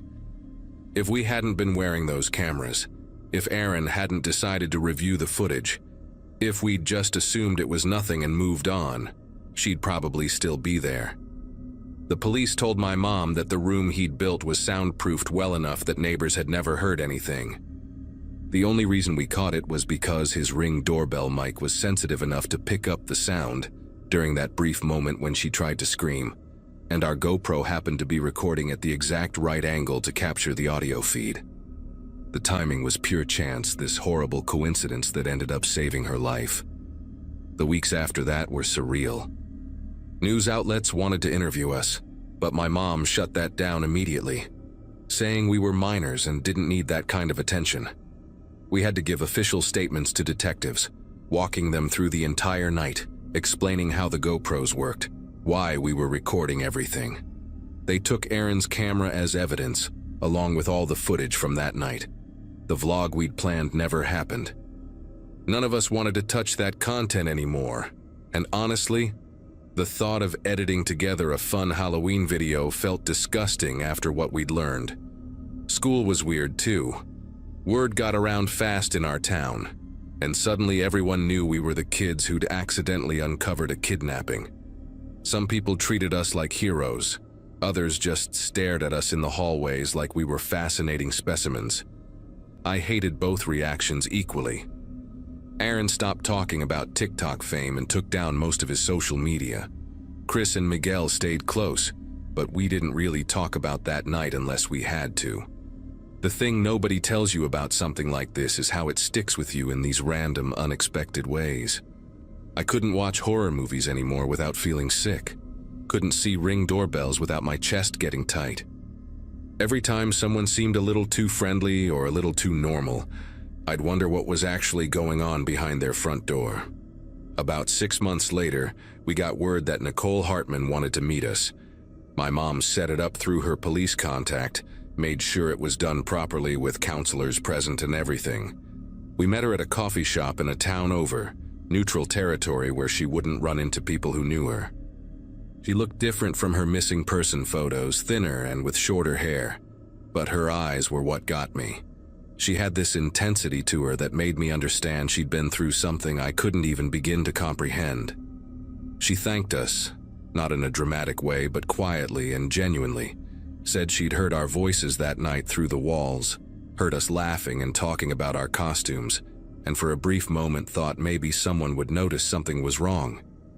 When she heard us leaving, she'd made the choice to risk crying out, knowing he might hurt her worse for it, but thinking it might be her only chance. She told us that choice saved her life, but it was our choice to not ignore what we'd heard that actually got her out. We didn't know what to say to that. What do you say to someone whose nightmare you accidentally stumbled into? She didn't stay long, said she just needed us to know that we'd done something that mattered, that we shouldn't feel guilty or scared about what happened. I think she could tell we'd been carrying this weight around, and she wanted to lift some of it off us. After she left, the four of us just sat there for a while, not really talking, just processing everything. It didn't fix what we'd been feeling, didn't make the whole thing suddenly okay, but it helped. Gregory Grayson got 40 years, and Nicole moved to a different state to start over.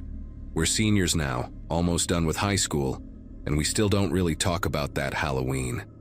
But sometimes when I see those true crime shows my mom watches, or when October rolls around and people start putting up decorations, I think about how close we came to just dismissing what we heard.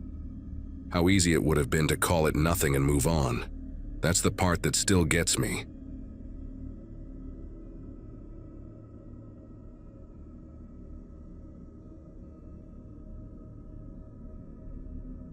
It was supposed to be one of those harmless Halloween nights that parents half enjoy for the nostalgia and half endure for the sugar chaos.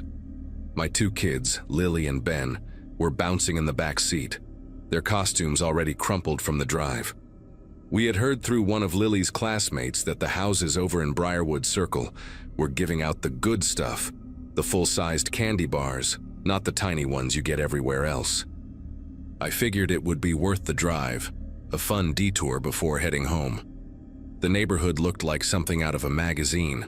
Tall oaks, trimmed lawns, and houses glowing with string lights and pumpkins on every porch. We turned onto the cul-de-sac, and it really did feel like a small carnival. Kids in every direction, parents chatting at the curb, porch lights gleaming one after another. Every house but one. On the far end sat a two-story home, darker than the rest. No lights, no decorations, nothing but a faint blue flicker from inside, like the glow of a television left on. The front door was slightly open, just enough to notice from the street. I remember thinking maybe the owners had stepped out for a minute or just ran out of candy. I told the kids to skip it, but Ben was fixated on that house. He said he saw movement inside, a shadow by the stairs. He was only 7, and full of that fearless curiosity that makes you both proud and terrified as a parent. Lily, who was 9 and already in that know-it-all stage, laughed and said Ben was imagining things. They argued for a bit, and before I could finish telling them to move along, Lily said she'd prove it was nothing. She grabbed her plastic pumpkin bucket and started walking toward the house. I remember how her cape trailed behind her, brushing against the sidewalk, the sound of it oddly loud against all the laughter and chatter around us. I stayed by the car, not wanting to make a scene by yelling, figuring she'd knock, get no answer, and come right back. But she didn't. She stepped onto the porch, hesitated, and looked back at me once. Then she pushed the door a little wider. That's when the faint sound of a TV came clearer. Static and muffled voices, like an old news broadcast playing on loop. The air felt strangely still around that spot, as if the rest of the street had gone quieter. I saw her glance over her shoulder toward the living room inside. Then her small hand disappeared behind the doorframe. A second later, Ben followed her halfway up the path before I caught up and told him to stop. I called Lily's name, but before she could answer, I heard her scream. I ran up the path so fast I nearly tripped over Ben's candy bucket. The door was wide open now, the living room lit only by the glow of a television showing nothing but gray fuzz. The sound filled the air in this hollow way, like it had been playing for hours. I shouted for Lily again and moved deeper into the house, my voice echoing strangely. That was when I saw movement. Two small figures crouched under a dining table, their faces streaked with tears. Lily and Ben were both shaking, clutching each other. They wouldn't speak at first, just kept pointing toward the kitchen. I told them to stay put and stepped closer to where they were pointing. The smell hit me before I saw anything. Metallic, thick, and wrong. In the kitchen, a man sat tied to a chair, duct tape across his mouth. He was alive, barely, his eyes wide and darting toward me, pleading. I froze for a second that felt much longer than it probably was, trying to make sense of what I was looking at. The light from the refrigerator spilled across the tile, showing scuff marks on the floor, and one of the back doors was swinging slightly, as if someone had just gone through it. I ran back to the kids, grabbed them both, and rushed out the front door, yelling for someone to call the police. A couple of parents nearby turned, confused at first, thinking maybe it was just some Halloween prank. When they saw the look on my face, they realized it wasn't. Within minutes, the cul-de-sac that had been buzzing with laughter fell into a heavy silence, broken only by the distant sound of sirens getting closer. I tried to keep the kids calm, but Lily wouldn't stop repeating, "He wasn't alone. Someone else was there." Her voice had this hollow, terrified tone that didn't sound like her at all. The police arrived fast. They told us to stay by the car while they cleared the house. Watching them move inside with their flashlights felt unreal, like I was outside my own life. I remember one of the officers calling out that the back door was open, another saying the ropes were fresh. Whoever did that had left minutes before we showed up. They led the kids into an ambulance to keep them warm, and one officer asked me questions I could barely process. My focus kept drifting back to that house, the one with no lights, sitting quietly at the end of the street as if nothing had ever happened there. Later that night, after giving our statements, an officer walked me to the house once more. The street was empty by then, candy wrappers and glow sticks scattered along the pavement, porch lights flicking off one by one. From the driveway, I could see through the open doorway. The TV had been turned off, and the silence inside felt heavier than before. The officer told me the homeowner's name was Mr. Dillard, a retired teacher who lived alone. He had apparently answered the door to what he thought were trick-or-treaters, and someone forced their way in. The rest, he said quietly, was just bad timing. For weeks afterward, Lily and Ben would wake up crying, saying they heard footsteps in their room or whispers near the window. We changed the locks, added cameras, did everything the police suggested, but the fear stuck to them like dust that never fully clears. One afternoon, I got a call from the detective assigned to the case. They'd found fingerprints in the kitchen, but none matched anyone in their database. Whoever it was had planned everything, down to the timing with the trick-or-treat crowds. They had used the laughter and noise outside as cover to move unseen. The house was sold months later. I drove past it once, against my better judgment. The new owners had painted it pale yellow, fixed the porch light, and planted flowers by the walkway. But something about it still looked wrong, not haunted in a ghost story way, just violated, like the walls had seen too much. I parked for a minute, watching that porch where Lily had stood, her little cape fluttering. I imagined what would have happened if we'd arrived just a few minutes earlier, or later. Even now, I avoid cul-de-sacs. Halloween still comes every year, of course, but we keep it small. Our neighborhood, a few houses, nothing fancy. The kids are older and pretend not to remember much, but I know they do. Sometimes when a TV flickers through a window as we drive by, Lily glances away. I do too. Because I can't help but think that somewhere out there, whoever was in that house that night is still walking among all the noise and costumes, just waiting for another dark porch and another open door.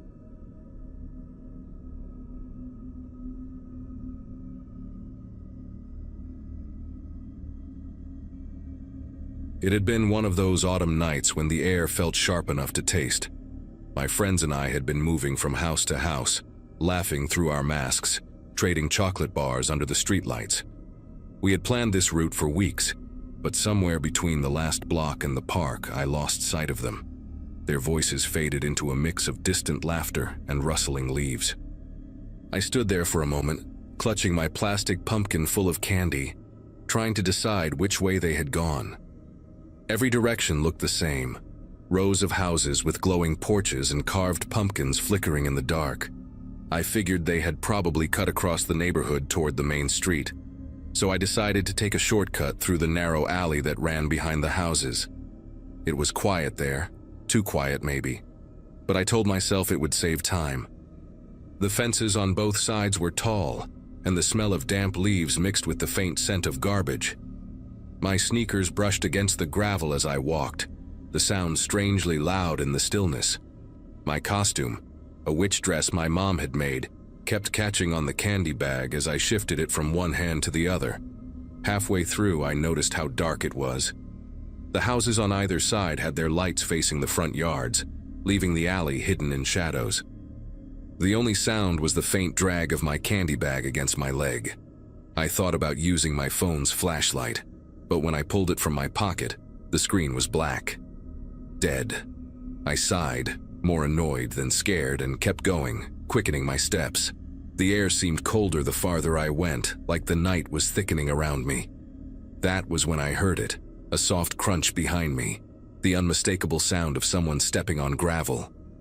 I turned, expecting to see one of my friends playing a prank. Nothing. Just a row of fences and the faint shimmer of moonlight on a metal trash bin. I told myself it was probably a raccoon or a stray cat, but my heart was already thudding a little faster. Then a voice drifted through the quiet, low and steady, almost gentle. "Hey, you dropped something." I took a slow step backward, scanning the fences, expecting movement or a glint of fabric, but the alley stayed still. The only thing moving was a loose strip of paper fluttering against one of the trash bins. My chest felt heavy, and I tried to convince myself someone was just teasing from the yard, maybe an older kid trying to scare people. Still, something about the voice didn't sound playful. It was calm in a way that made no sense. I turned again and walked faster, the gravel crunching louder under my sneakers. That sound came again, soft but perfectly timed with mine. I started jogging, clutching the candy bag so tightly the plastic handle bit into my palm. Every time I sped up, the steps behind me matched exactly, not closer, not farther, just echoing me. My mind was racing through excuses. Maybe it was my own echo bouncing between the fences. Maybe the sound carried weird through the alley. I told myself to breathe, just make it to the end, and the whole thing would look ridiculous in daylight. But the end still looked far, and the dark stretched on like it was never going to open back to the street.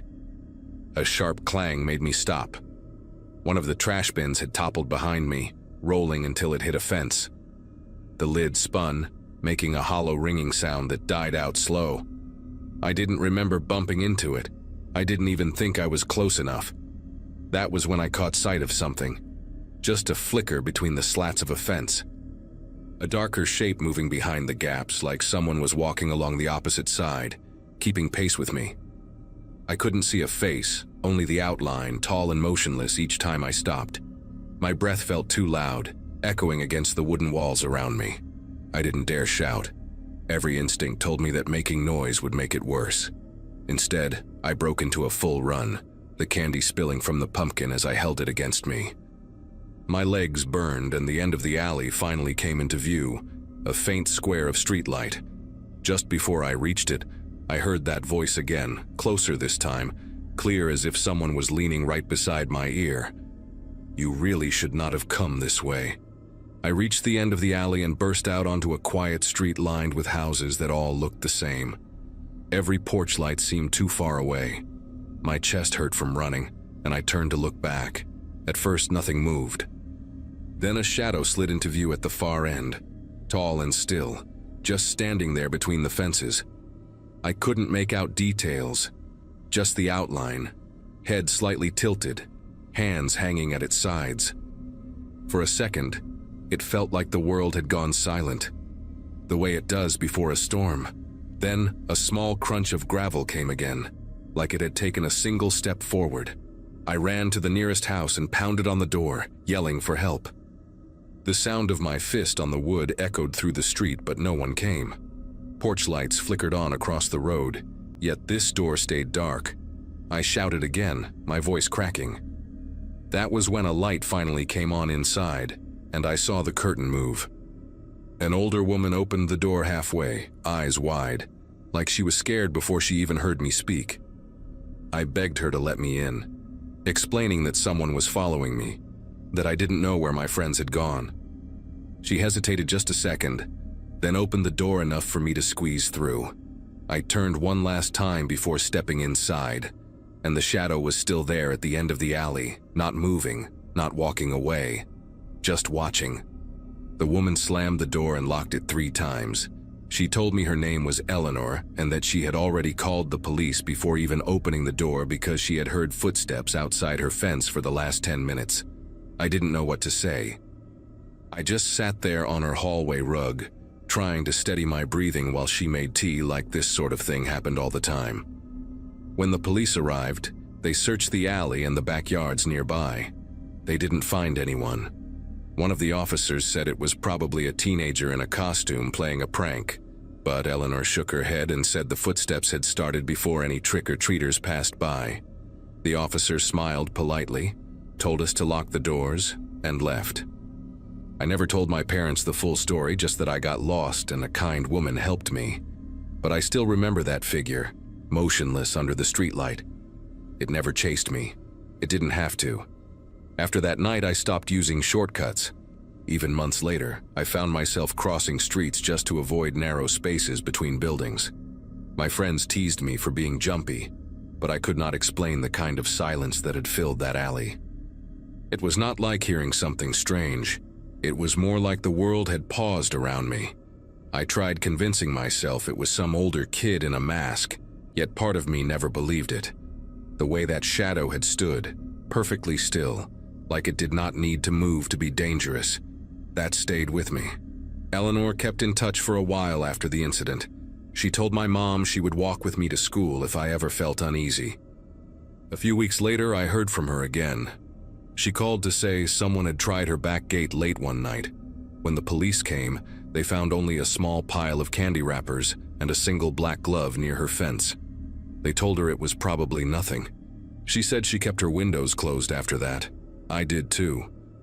Years passed and I thought about that night less and less. But one Halloween, while handing out candy at my parents' place, I noticed something strange. A man lingered across the street, too far to see clearly. He never came closer, just stood under the same kind of streetlight that had lit that alley years ago. Kids walked past him laughing, and he never moved. When I blinked, he was gone. I told myself it was a trick of the light, but I stayed inside after that. Sometimes, when the house is quiet and I catch the sound of gravel shifting outside, my mind goes straight back to that night. I keep telling myself it's just the wind or a raccoon, but deep down, I know that voice was real. I never saw his face, but I remember every word, soft and steady, like he was right behind me again. You really should not have come this way.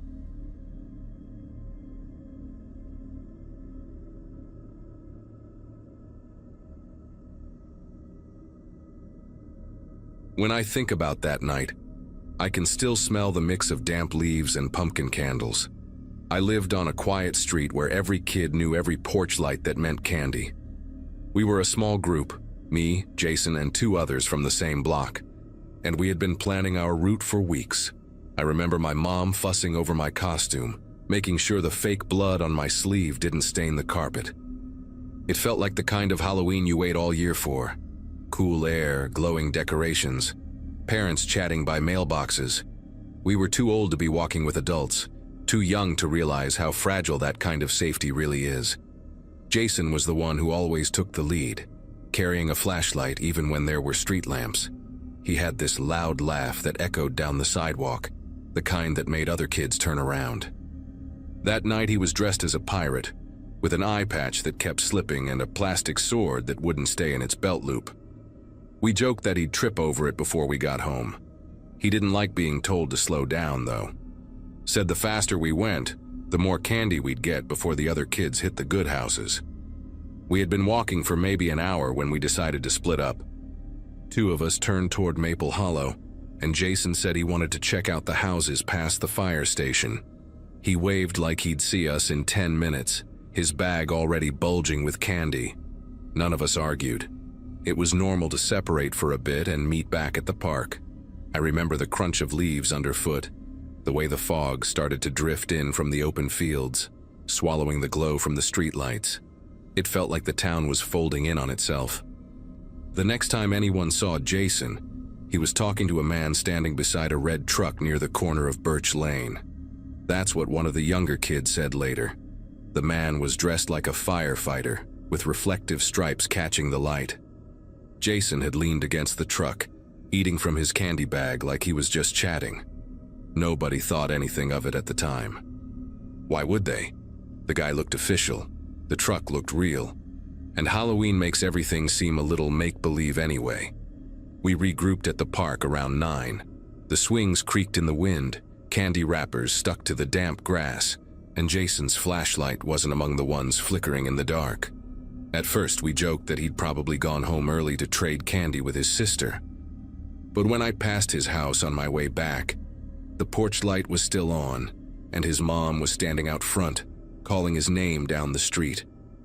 She looked worried in that quiet way parents do when they're still pretending everything's fine. I remember how her voice carried through the cold air, echoing off the houses. The police came fast that night.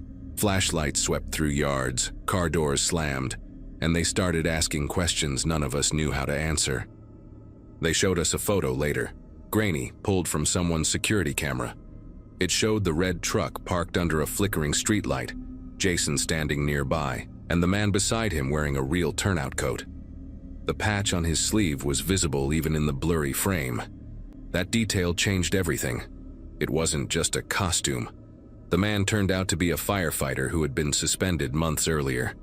He lived 2 towns away, in a rundown duplex near the river. The police searched his place, but he was gone. They found uniforms, maps, and a collection of Halloween masks in a box by his bed. It didn't make sense. Why would someone like that come here, to our small neighborhood on that night? For weeks afterward, people left porch lights off and kept their kids inside after sunset. The decorations came down early and nobody said Jason's name out loud anymore. A week later, a runner found Jason's backpack in a ditch along the highway. It was soaked from the rain but still zipped shut, candy inside untouched. The wrappers were dry, like someone had packed them carefully before dropping the bag there. The sight of that bag in the news photo did something to me. It made everything real in a way I had been avoiding. I stopped walking past the fire station on my way to school. The sound of sirens started making my chest tighten. It's strange how one ordinary night can take every safe place and make it feel different forever. Months went by, and the town started pretending life was normal again. Streetlights got fixed, the fire station repainted its doors, and new families moved in like nothing had ever happened.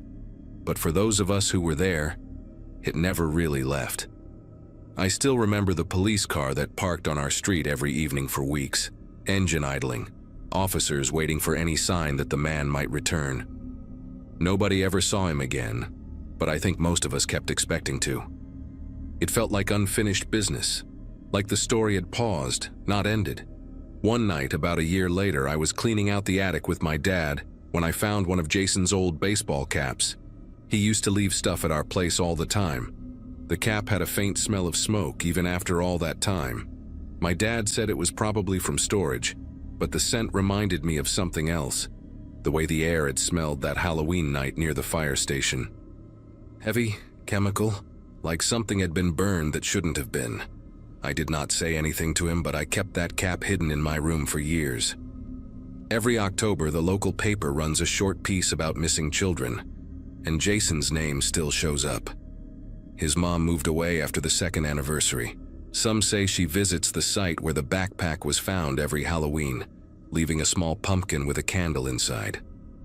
A few of us from the old neighborhood meet at the park sometimes, the same one where we waited for him that night. We don't talk much when we're there. There's nothing new to say. Even now, when I see a fire truck driving by with its lights flashing, I feel that same cold awareness, like the world can change without warning. One man, one wrong trust, and a kid who just wanted more candy. It doesn't sound like much when you say it out loud, but for everyone who lived on that street, Halloween stopped being a holiday that year. It became the night Jason never made it home,